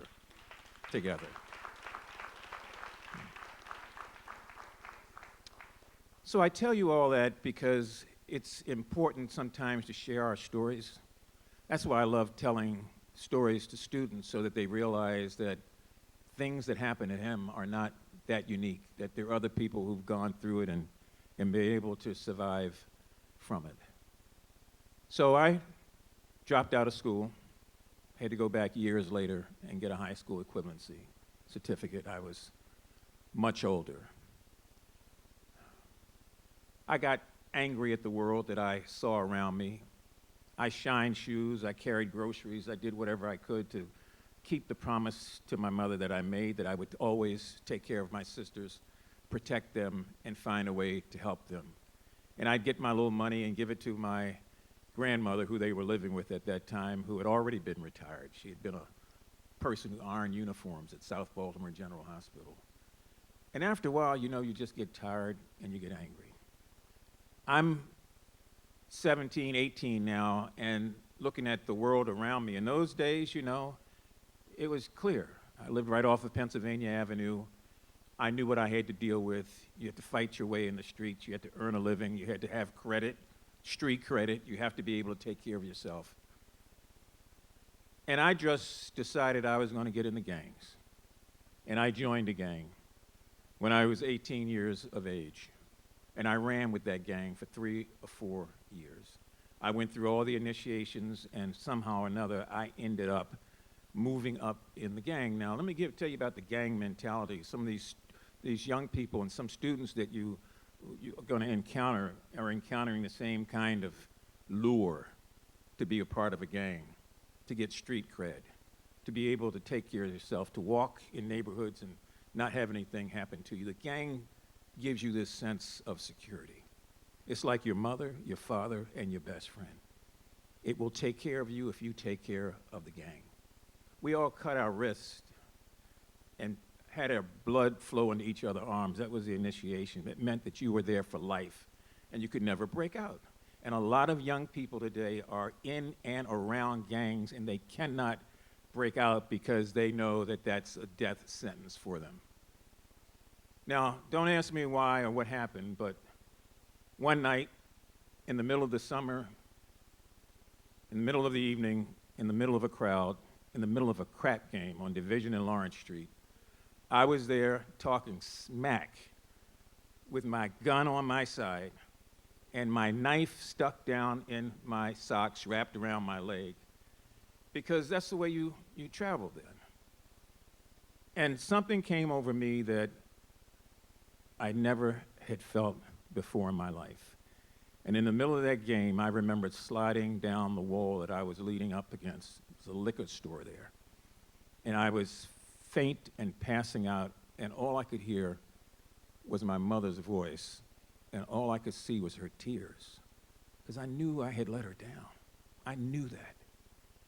And the people there, my guys, who thought that I was being funny or something, started calling me all sorts of things and telling me to get up, or they were going to wake me up, and somebody put a gun in my mouth and I'm daring to pull the trigger. And I guess they just thought that I was kidding. But when they took all my money that was on the ground and I didn't respond, they knew I wasn't, so they left me there.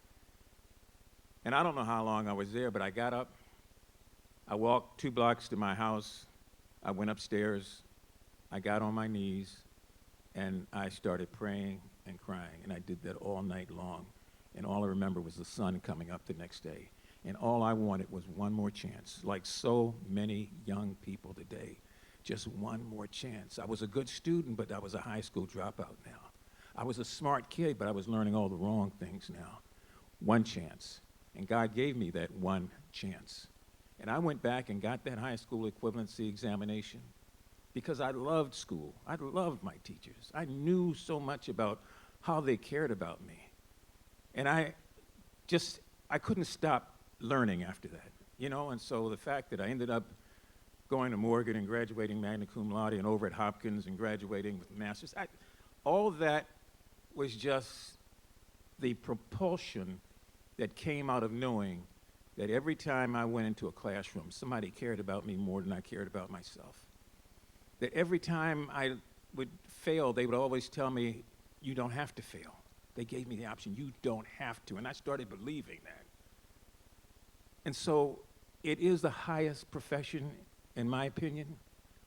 It's a profession that is so profound that you can't measure its effects. It's like a ripple when you throw a rock in a stream. It just touches and continues to touch people all through their lives.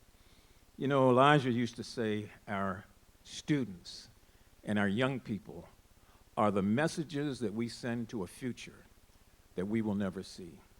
So I know that I'm one of those messages from way back when, and I know that all of you are teaching and working with those messengers now. Some of you are still reaching in your pocket to pay for supplies, which is, excuse my language, this is a damn shame in the richest country on the world. It's just a shame. It's a shame you got to do it. But you do it, as I said before, because you can't help yourself. You teach to touch a life, not to make a living. It's a shame that we've got to play these football games with whether or not we're going to make sure that teachers have a solemn and respectful place in our society. We play that political football every 4 years talking about how much people are for education, and then we see how little they do. So I'm here just to not go from the formal script, but to tell you why it was so very important for me when I got this invitation to say yes and to come here. And I hope that you will continue to invite me back again. What you do is God's work. It really, really is. It really is. Thank you all very much.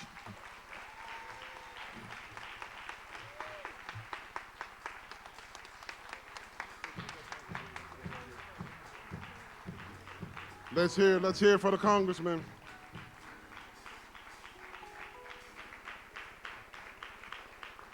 Congressman, thank you so much.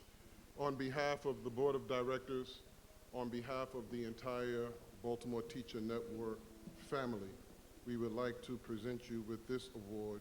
You know, your life story is a testimony to that light. You are that beacon of light, and all of the work that you have done throughout your career, you are shedding a light not only in America, but you're shedding a light across the world, and we have an award for you.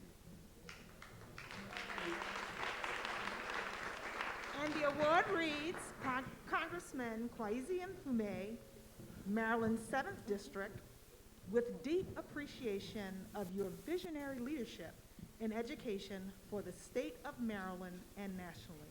Thank you. Thank you so much. So much. Thank you.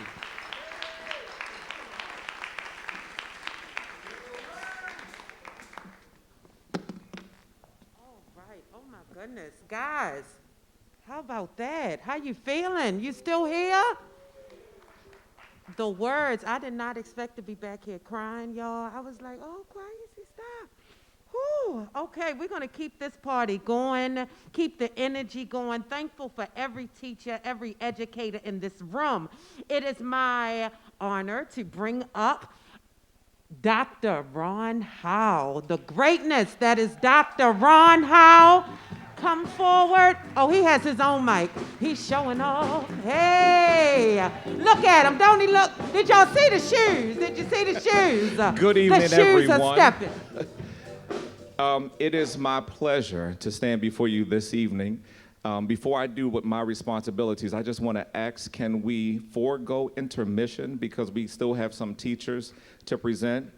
Can we? I can't see y'all because the spotlight is in my face, so y'all got to make some noise. Okay. All right.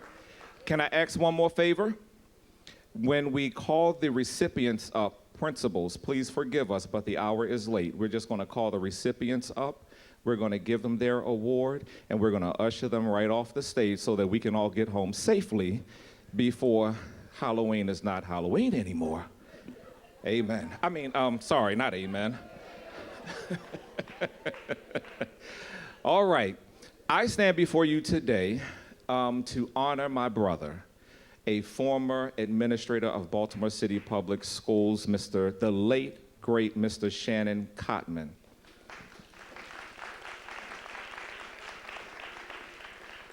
Mr. Shannon Cotman was not just an, y'all don't leave, I'm talking. Please don't leave, we got some more entertainment for you. Mr. Cotman was not just an educator. He was a family man, he was a father, he was a husband, and he was a preacher. So in those times when students needed some counseling, he was able to encourage them and as we would like to say, give them a little push, a help on the way. I am pleased and I am honored and I take credit that, and it may not be true, Mrs. Cotman, but I take credit that my wedding was the last wedding that he played for prior to the pandemic. I called Mr. Cotman and I said, hey, I only want you at my wedding. And he flew the singer in from Texas just for me. And I was so excited and I was so proud. And so when we heard of the passing, he went to sleep and went to heaven in the morning. Amen? Not amen, I'm sorry. He went to heaven the next morning, but I was pleased that he didn't suffer. There was no, sometimes when people go, there's a lot of suffering, but he went to sleep and woke up in the presence of his God. And so because we know where he is, and because he left a beautiful, wonderful angel back here on earth, I am honored to bring to stage Mrs. Shannon Cotman.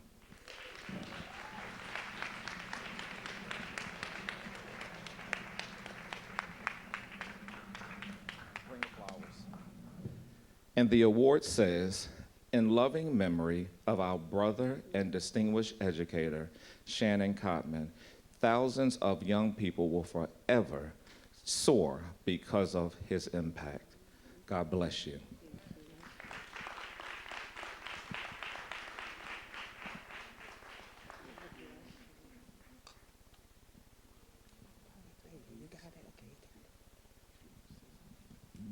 Good evening. Give yourselves a round of applause. To my fellow educators, I greet you. I say congratulations to all of the teachers for your hard work and your dedication. I'm an administrator in Baltimore City Schools as well, so I know the diligent work that you all put forth every day. So tonight is your night. Congratulations.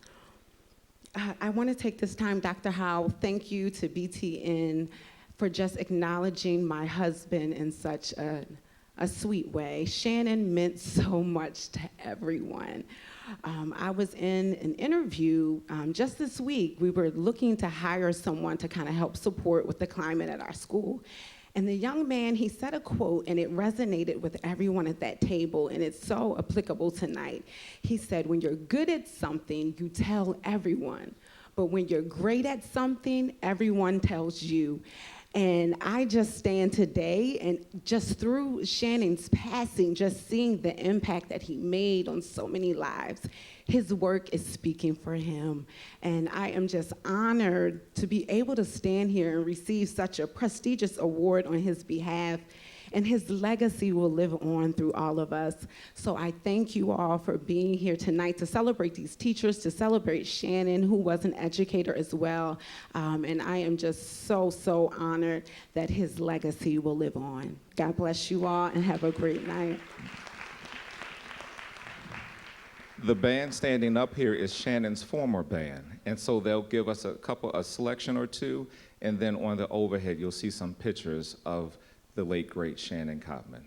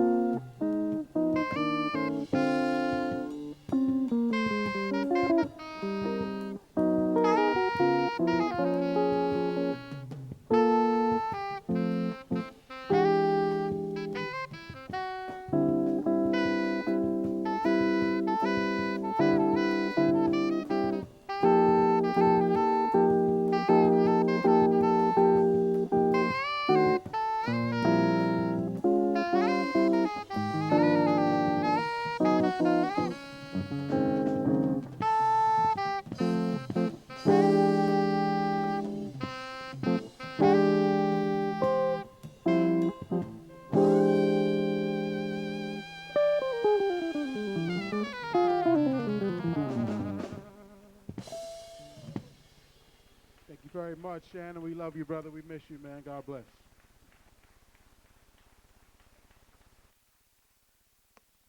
All right, all right. Keep the energy going. How y'all doing out there? All right, ladies and gentlemen, bringing to the stage Mr. Sidney Brooks. Sidney Brooks, come on down. Make some noise, y'all. Here it comes. Hey, Brooks. Hey. Surprise. Hey, sis. Hey. Man, wow. First, like, I'm Shannon, man, Miss Bridget, wherever she's at, man. Wonderful husband, man. Great man, and a great mentor to myself. So, thank you to everybody that paid tribute to him this evening. To my teachers, my boss, Mr. Elijah Etheridge, and the board of directors. My boss said it, man. To all the teachers, I'm not your school leader, but I know what your school leaders have been thinking, and I've been in conversations with them and been in meetings with them. Man, hats off to you all, man. You all deserve a round of applause, man, for the work you all have done. We school leaders, man, we're just here. You know, you all do the work. To all my teachers in the audience, I don't know who you are, and to everybody that's being celebrated tonight, my hats are off to you and to your families for them extending you all to children and to the community. And so that's it. We know what it is. I have my assistant principal here next to me, Miss Jessica McLeod, and tonight we're here to honor our teacher, our beacon of light, Miss Hilary Campbell. And I had to do it. I need all my connection staff to stand. Please stand. And so my boss, Mr. Elijah Etheridge, talked about the storm we went through, and we've been going through and still going through. And the reason that this individual is my beacon of light as a school leader is because in the midst of every storm that we go through, you don't know it. She finds a way to leave a note on my desk, my assistant principal's desk, teacher's desk, support staff desk, just trying to encourage them to keep moving forward. And no matter what she's going through, she puts everybody else first. And it's people like her that this universe needs. You know, I wouldn't imagine running a school as a school leader without her. And I tell her all the time, like, no matter where I go, I don't care if there's a school on Mars, Pluto, wherever it is, that she's probably the first person that I'm taking with me, just because she has that heart. She's what this world needs. And if there were more individuals, I don't care about all of that. Center stage and our deadlines, we educate in the middle of one of the most difficult cities in the world. So we get center stage, we can talk about that later. I push the envelope, folks. But nevertheless, my teacher, man, she is it. You know, if we had a world of her around this place, we wouldn't have racism. We wouldn't have homelessness. We wouldn't have people bullying. Like, she's it. She's the epitome of what it is. And she knows her content. She's one of the best teachers I've ever been around. And you can look at her formal, informal observations to all my educators out there. She's it.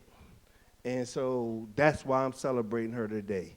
And so, Miss Hilary Campbell, please come to the table. I love you to death.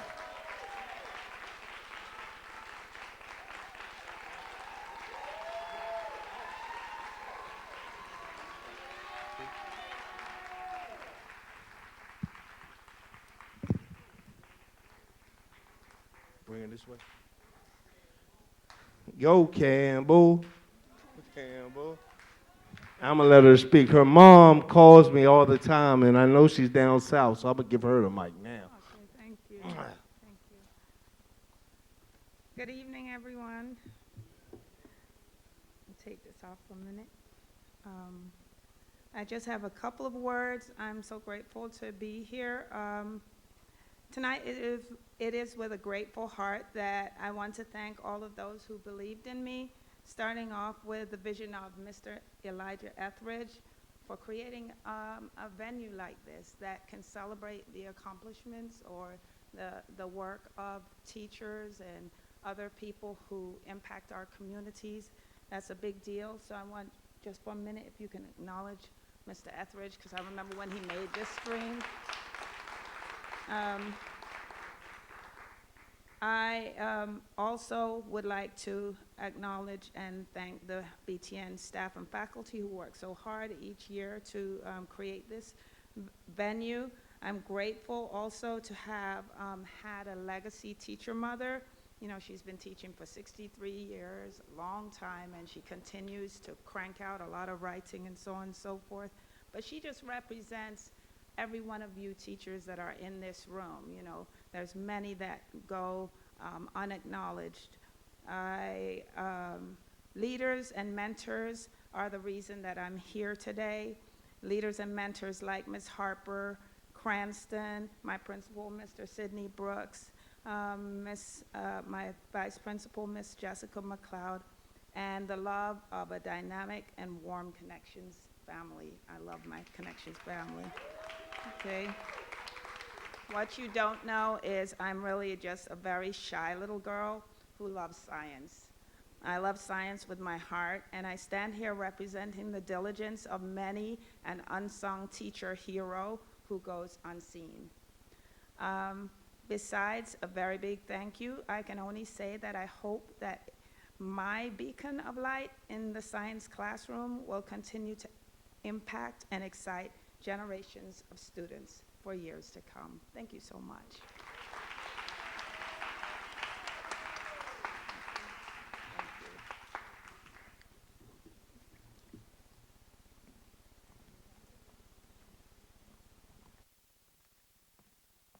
All right, I'm back. How y'all doing?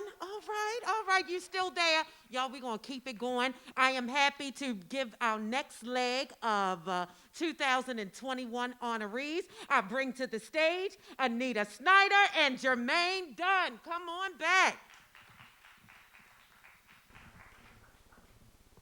Hello again, everyone. I hope you all are enjoying your evening.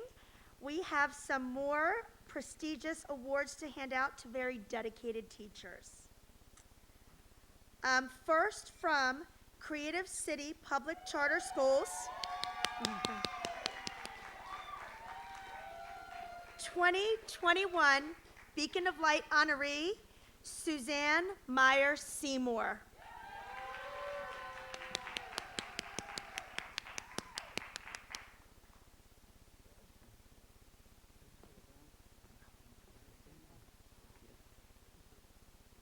Morag knows why she needs to hold it. You're welcome. It's been a really easy year, 2 years as an educator. Am I right? I do know how lucky we are to have jobs when so many people lost theirs.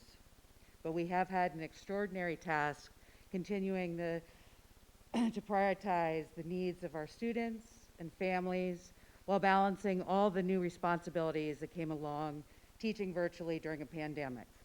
I barely knew how to turn on a computer when the pandemic started. Quite frankly, our jobs changed overnight, and changed quite a few times. And somehow we all did it, and we are still doing it. I was amazed when the year started virtually with my students, a completely new group of kids who never met me, never met each other, and yet they've created a strong community over Zoom. When the insurrection happened, my kids felt comfortable enough to share their fears, their strong emotions with us. I was blown away with their openness and their wisdom that most adults were not able to show. I am honored to be in a room full of people who believe in and are devoted to our city, our community, and most importantly, to our kids. We found a way to support each other, and for this, I will always be grateful. I thank my principal, Ms. Mathena, who is unable to be here tonight. She cares deeply about children who come to us each day at Creative City and about the people who work there. I also thank Ms. Canino, the Executive Director of Creative City, founder, board member, parent of 2 current students, and 1 former student who I had the pleasure to teach. She gets everything done while wearing all of these hats. 2 years ago, the virus forced children to stay at home, and it made it so hard for them and their families to survive, let alone learn. The school community knew we needed to help feed their minds as well as their bodies. We expanded our food pantry for the Creative City community, Park Heights and Park Heights neighborhood.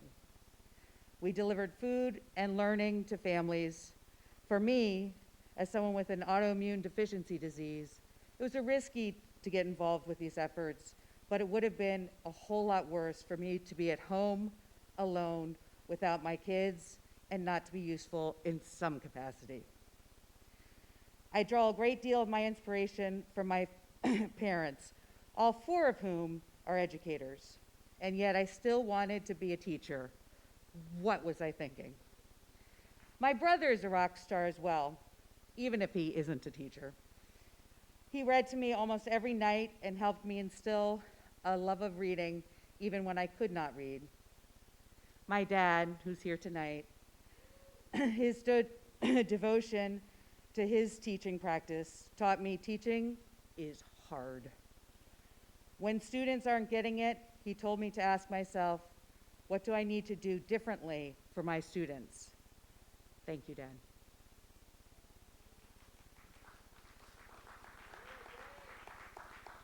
My mom, who couldn't be here tonight, is the reason why I was even able to graduate from high school. Every day that I'm in the classroom, I remember what it felt like to hate school and to struggle. When I'm with my kids, I channel my mother's progressive educational philosophy. When I feel like I'm being a good teacher, I feel my mom's influence. Teaching 2nd graders how to use power tools is a good idea, right, Mom? At Creative City, we use Park Heights, the neighborhood around the school, as a context for learning. This empowers our students to be advocates for themselves and to be activists for their community. This shows up in how the kids take on big problems. For example, I'm so proud that so many Creative City students take part in the Baltimore City's Baltimore ceasefire, and it shows up in their curiosity about the world. Today, kindergartners from Mr. Apple's class interviewed the car mechanics down the block from school because they expressed interest in how cars work and had many questions about different problems that their parents' cars had. I am so lucky to work at a school that cares so much about the well-being of our kids and their families. Thank you to my kids. Thank you, Creative City. Thank you, friends that are my chosen family. And thank you, Mom and Dad.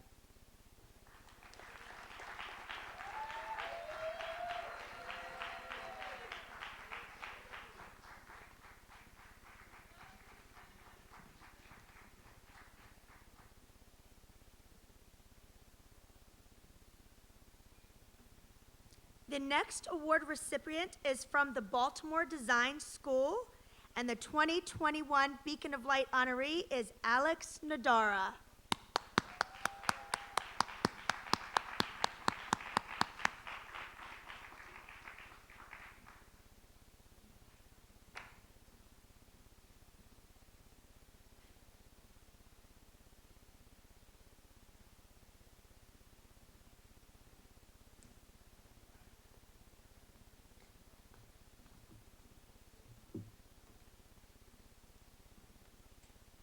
Good evening, everybody. First of all, I was told strictly I have to be very brief. And I felt bad because my principal could not introduce me, so I told him he has to be here by my side. And that's Mr. Brozin right there. So I'll be brief. But I remember when Mr. Brozin told me about, well, when I got to know about the award, during my planning period, I'm not in my room. Mr. Brozin calls me, and he's, "Where are you, Mr. Dara?" And I'm thinking, what did I do or not do? Like, where have I messed up?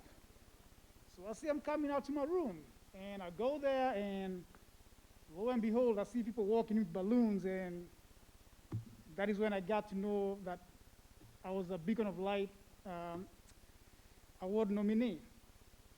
And Mr. Brozin said some nice things about me. And because I want to believe that he's a trustworthy man, I believed him. So, but really, what he did was he nominated me for something that is simply me doing my job. And I do appreciate that, Mr. Brozin. And I'm really honored that you chose to give me that award. Now, I do want to thank a few people who are here with me. First, I have to thank my principal, and that is my family, and they're sitting somewhere over here. Oh, I see them.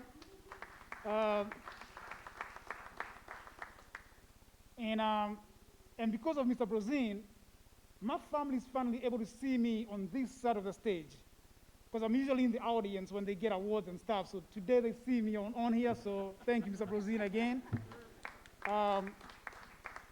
Thank you. I want to thank my wife because she always listens to me. When I'm venting, when I'm telling her what I'm doing or not doing, she listens to me. And I also want to thank my daughters because they took their time. They took time out of their busy schedule on their iPhones to come and support Daddy. So Sonny and Chico, thank you so much for being here. And thank you, everybody, for being here. I appreciate it all. Thank you.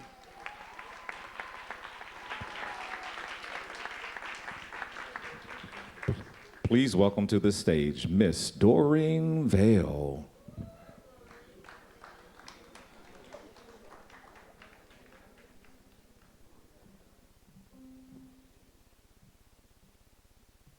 I don't know who they thought was coming out here, but I'm not quite this tall and I'm not quite that short. So let me see. That ain't moving.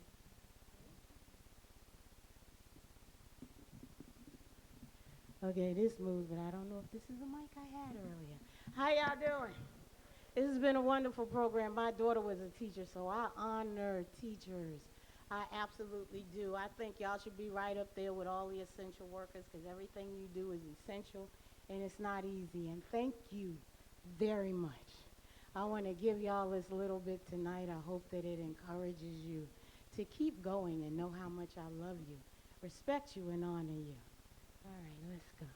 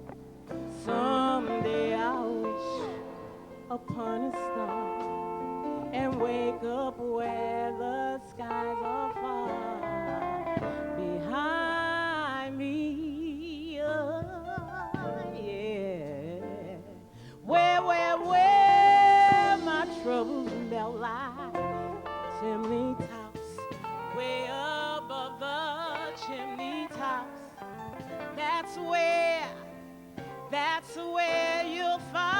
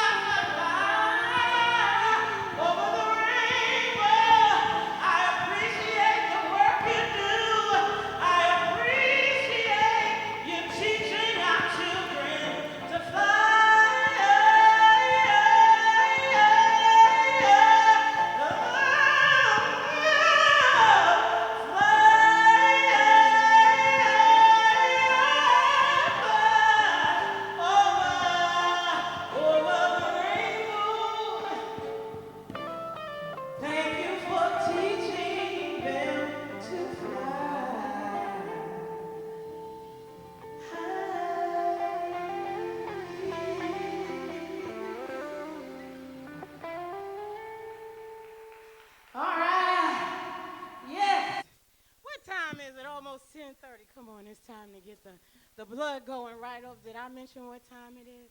I'm going to tell y'all what time it is. Come on, guys.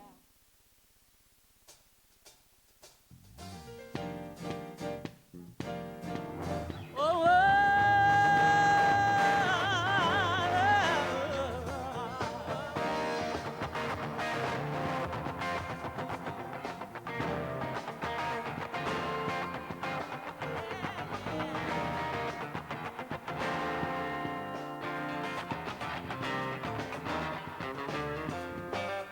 you make me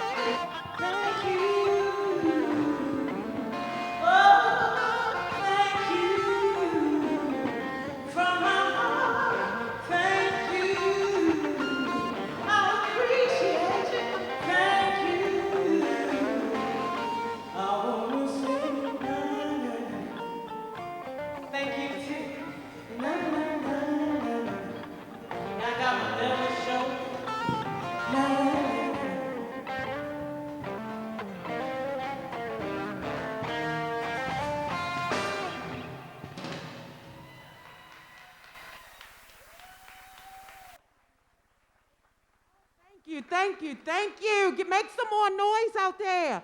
Guys, oh my goodness, y'all made it, right? So we are going to present the last awards of the evening. But here's the thing. The last awards of the evening absolutely deserve the same energy as the first awards of the evening. Is that all right? Okay, so we're going to give them love, and we're going to bring back the greatness that is Miss Anita Snyder and Jermaine Dunn. Bring them back, y'all.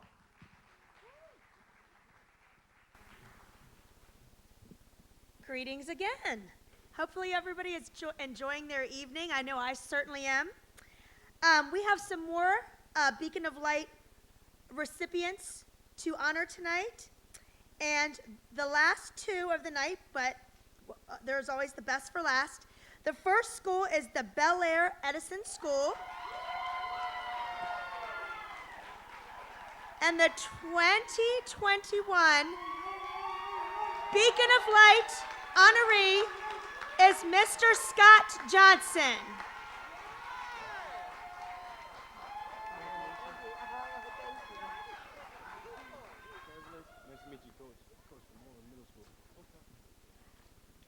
Good evening. I'm not going to speak long, but I'm going to speak strong. I want to first acknowledge my wife. Whenever I have a crazy idea, I say, you know, I'm going to drive the students to Colorado for the summer trip. She'll say, no, Scott, let's just fly them. So I want to honor my wife, Muffy, for just being so supportive of all the things that I try to do or be creative with. My father and my stepmother are here. I want to honor them as well. My father's the greatest motivational speaker I ever heard growing up, so that's why I'm not here with any notes. My father would talk for hours about focus. He would go all over the walls about John Chaney, winning is an attitude at Temple, son. You need to have a winning attitude. So I just wanted to honor him, thank him for all the work that he's put in. I never was a kid who got awards growing up. I never had great grades growing up, but I was always constantly given the reprieve that next time. I also want to honor my school. We're led by a visionary, Will McKenna, who decided that Afia Baltimore was going to be a thing. Every day we're led by a dynamic principal who believes in servant leadership, Tiffany Halsey. Every day I work next to a brilliant brother by the name of Josh Boyd. If you want to learn about how to support young men and exemplify young men's potential, you need to come to Bella Edison Middle and listen to Brother Boyd for a minute. We have some great staff members here tonight. I want to honor our Vice Principal, Heather Stone. I want to honor Director of Teaching and Learning, Patricia Njinga's here. We don't call her guidance counselor anymore, but our school counselor, Mia Butai, is here. We also have Shan Therese Taylor here. And we have our great fitness extraordinaire, Malika Lassane.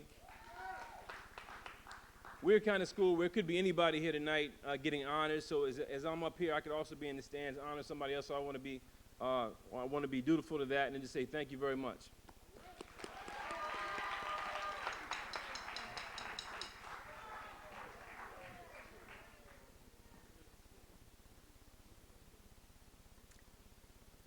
Our next honoree for the 2021 Beacon of Light Award comes from William Paca Elementary School. The 2021 Beacon of Light honoree from this school is Mr. Richard Shaughnessy.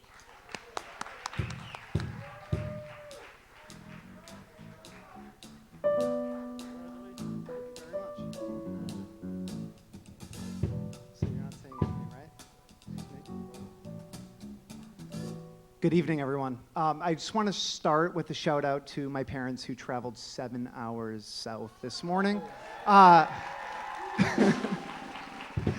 got here about 12 hours ago to help me celebrate such an amazing night. Thank you. Exactly. Thank you to everyone out there for making this such an amazing night for us teachers. It's great to be recognized for all the hard work that we do. Thank you to Ms. Hardy and Ms. Gibson who took the time to write this nomination for this amazing award, and your leadership and support over the years, 5 or 6 years of me working with you and for you.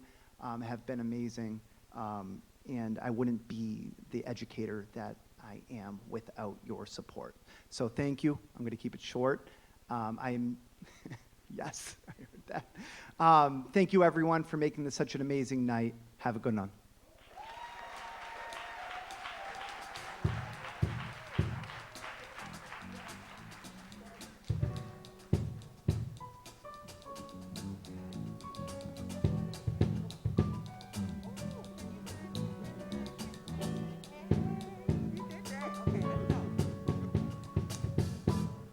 All right, we're good. Tracy Jiggets, let's have it up for her again. Look at this.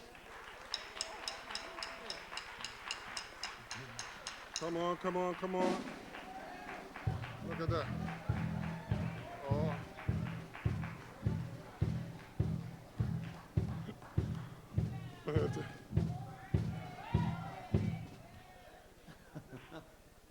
All right. So we're wrapping it up. And it is my high privilege and honor to recognize these two individuals. People have asked me at a teacher's awards ceremony. This is the BTN Awards. Look, like the BET, this is the BTN. We're gonna get better at it. But people have asked me why these two individuals that I'm getting ready to bring before you at a teacher's celebration. And there's a whole lot of reasons why. I'm not going to go through all of the different reasons why, but one of the reasons, he was a bright, brilliant beacon of light when he was named principal in Baltimore City Public Schools at a very young age. He was the youngest principal in Baltimore City, one of the youngest principals in the state of Maryland, one of the youngest principals in the United States of America, and he set the city on fire when he was a leader of his school. Over the years, he had done a tremendous work. When he left his school, he went to the central office and did a lot of great work at North Avenue supporting students. And then when he stepped down from that role as he retired, he realized that his work wasn't done. So he partnered up with another brother, one of my brothers, one of your brothers. And this other brother is a soldier. He is a soldier because he took a look at what was going on in Baltimore City and he said something needed to be done. So they took to the streets. They came to me about 3 years ago, and they sat in my office and they talked about the condition of what was going on, and they decided that they wanted to go to the streets and deal with the problem. Because we can't lock up every person that's in Baltimore City. We can't lock up our way out of this situation that we are in Baltimore. Sometimes what it is we need to go and talk to each other. We need to minister to each other and teach each other. And so both of these brilliant men are beacons of light in Baltimore. They do a tremendous, tremendous work. And one brother, Dr. Andre Bunley, the other brother, Captain Andrew Muhammad, both are one Muslim, one Christian.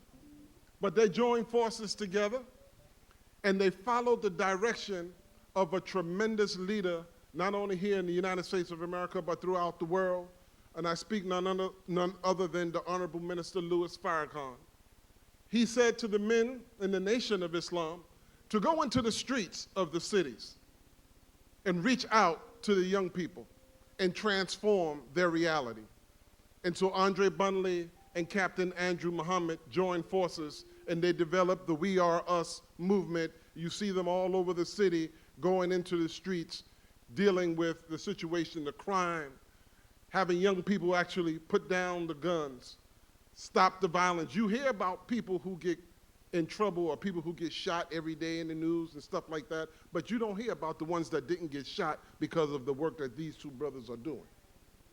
It's a tremendous work, and they are educators. They're educating a community. So would you please put your hands together to bring Captain Andrew Muhammad, and Dr. Andre Bunley.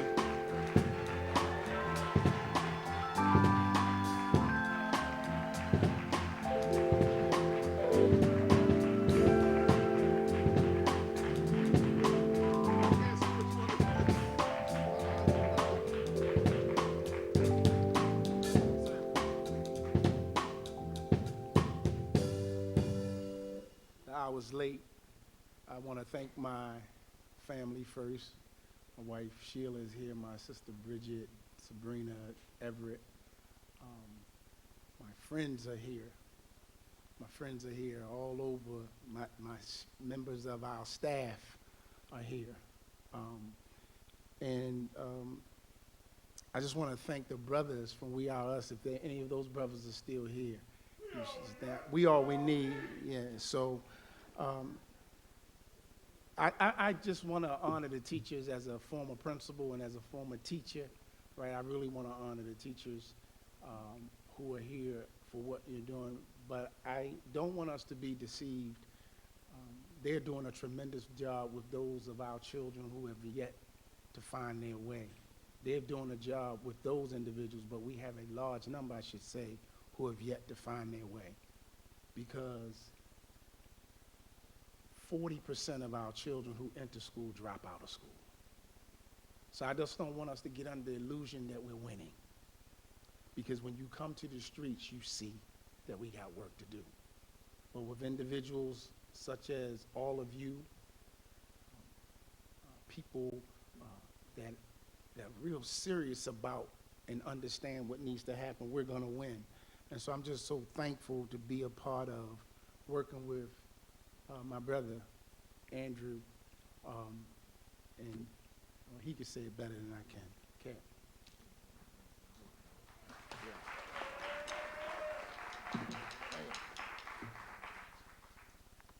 Yes, sir. I want to thank God first and foremost for this opportunity. I want to thank the man who saved my life in a prison cell over 23 years ago, the Honorable Minister Louis Farrakhan, because if it wasn't for him, I wouldn't be up here right now. I want to thank my mother first. I am a junior, but I don't know who senior is, so I really can't thank my father, but I thank him for what the semen that he donated, because I'm here, right? I want to thank my beautiful wife, Sashat Muhammad. Where you at, sweetheart? 20 years of our marriage. I've been home from prison for 21 years, and she's been right there with me my entire time. I want to thank my daughter, Andrika, my son-in-law, Phil. I want to thank my son, Isaiah, my mother-in-law, Jerona, my daughter, Shatira, and the brothers from We Are Us, the FOI.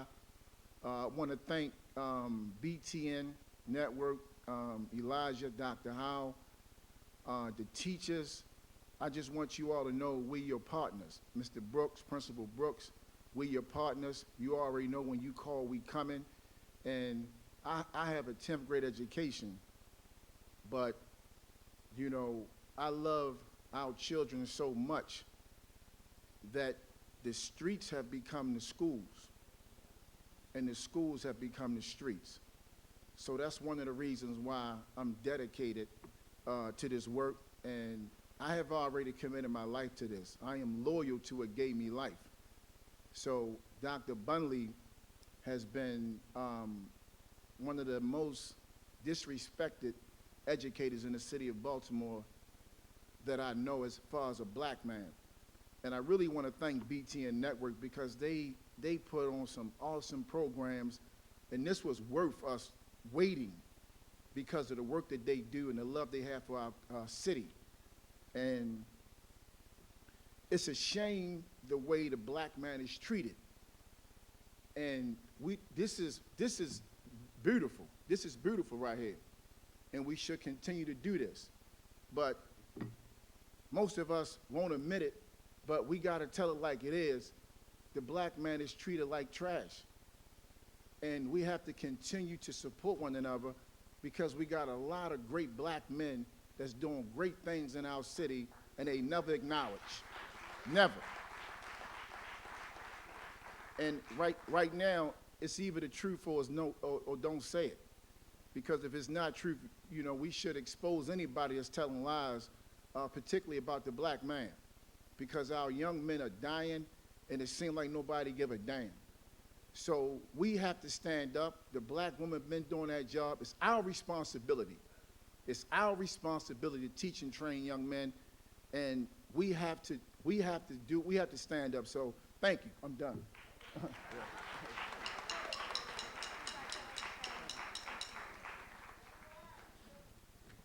What an outstanding awards ceremony tonight.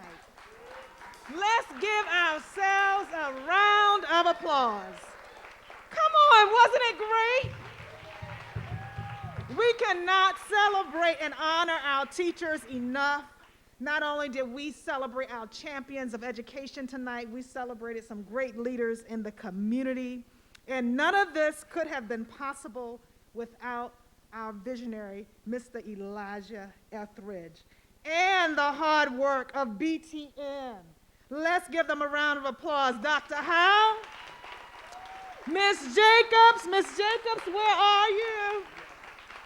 Mr. Rice, all of the BTN family members and those of you who are here, it could not have been a success without everyone. We know that to teach is to touch a life, and no one reaches success by themselves. And we are all here because someone helped us. As BTN continues to support our teachers, our students, and celebrate our teachers and be a voice, we are building back better and reimagining. So join us. Go to our website. Join our email list so you can see all the wonderful things that we are doing in our schools and in our community. It's simple, BaltimoreTeacherNetwork.org. So make sure you join us. Last but certainly not least, always remember and thank our beacon of light, which is our teachers. Have a wonderful night. The Panama Band is here. You can stay and enjoy some more music. Good night, everyone.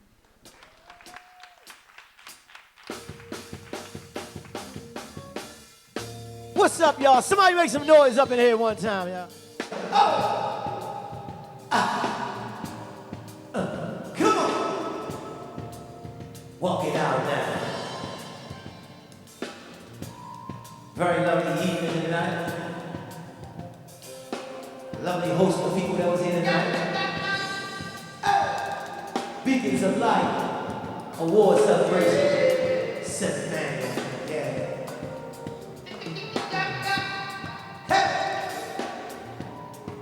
Having a safe way home.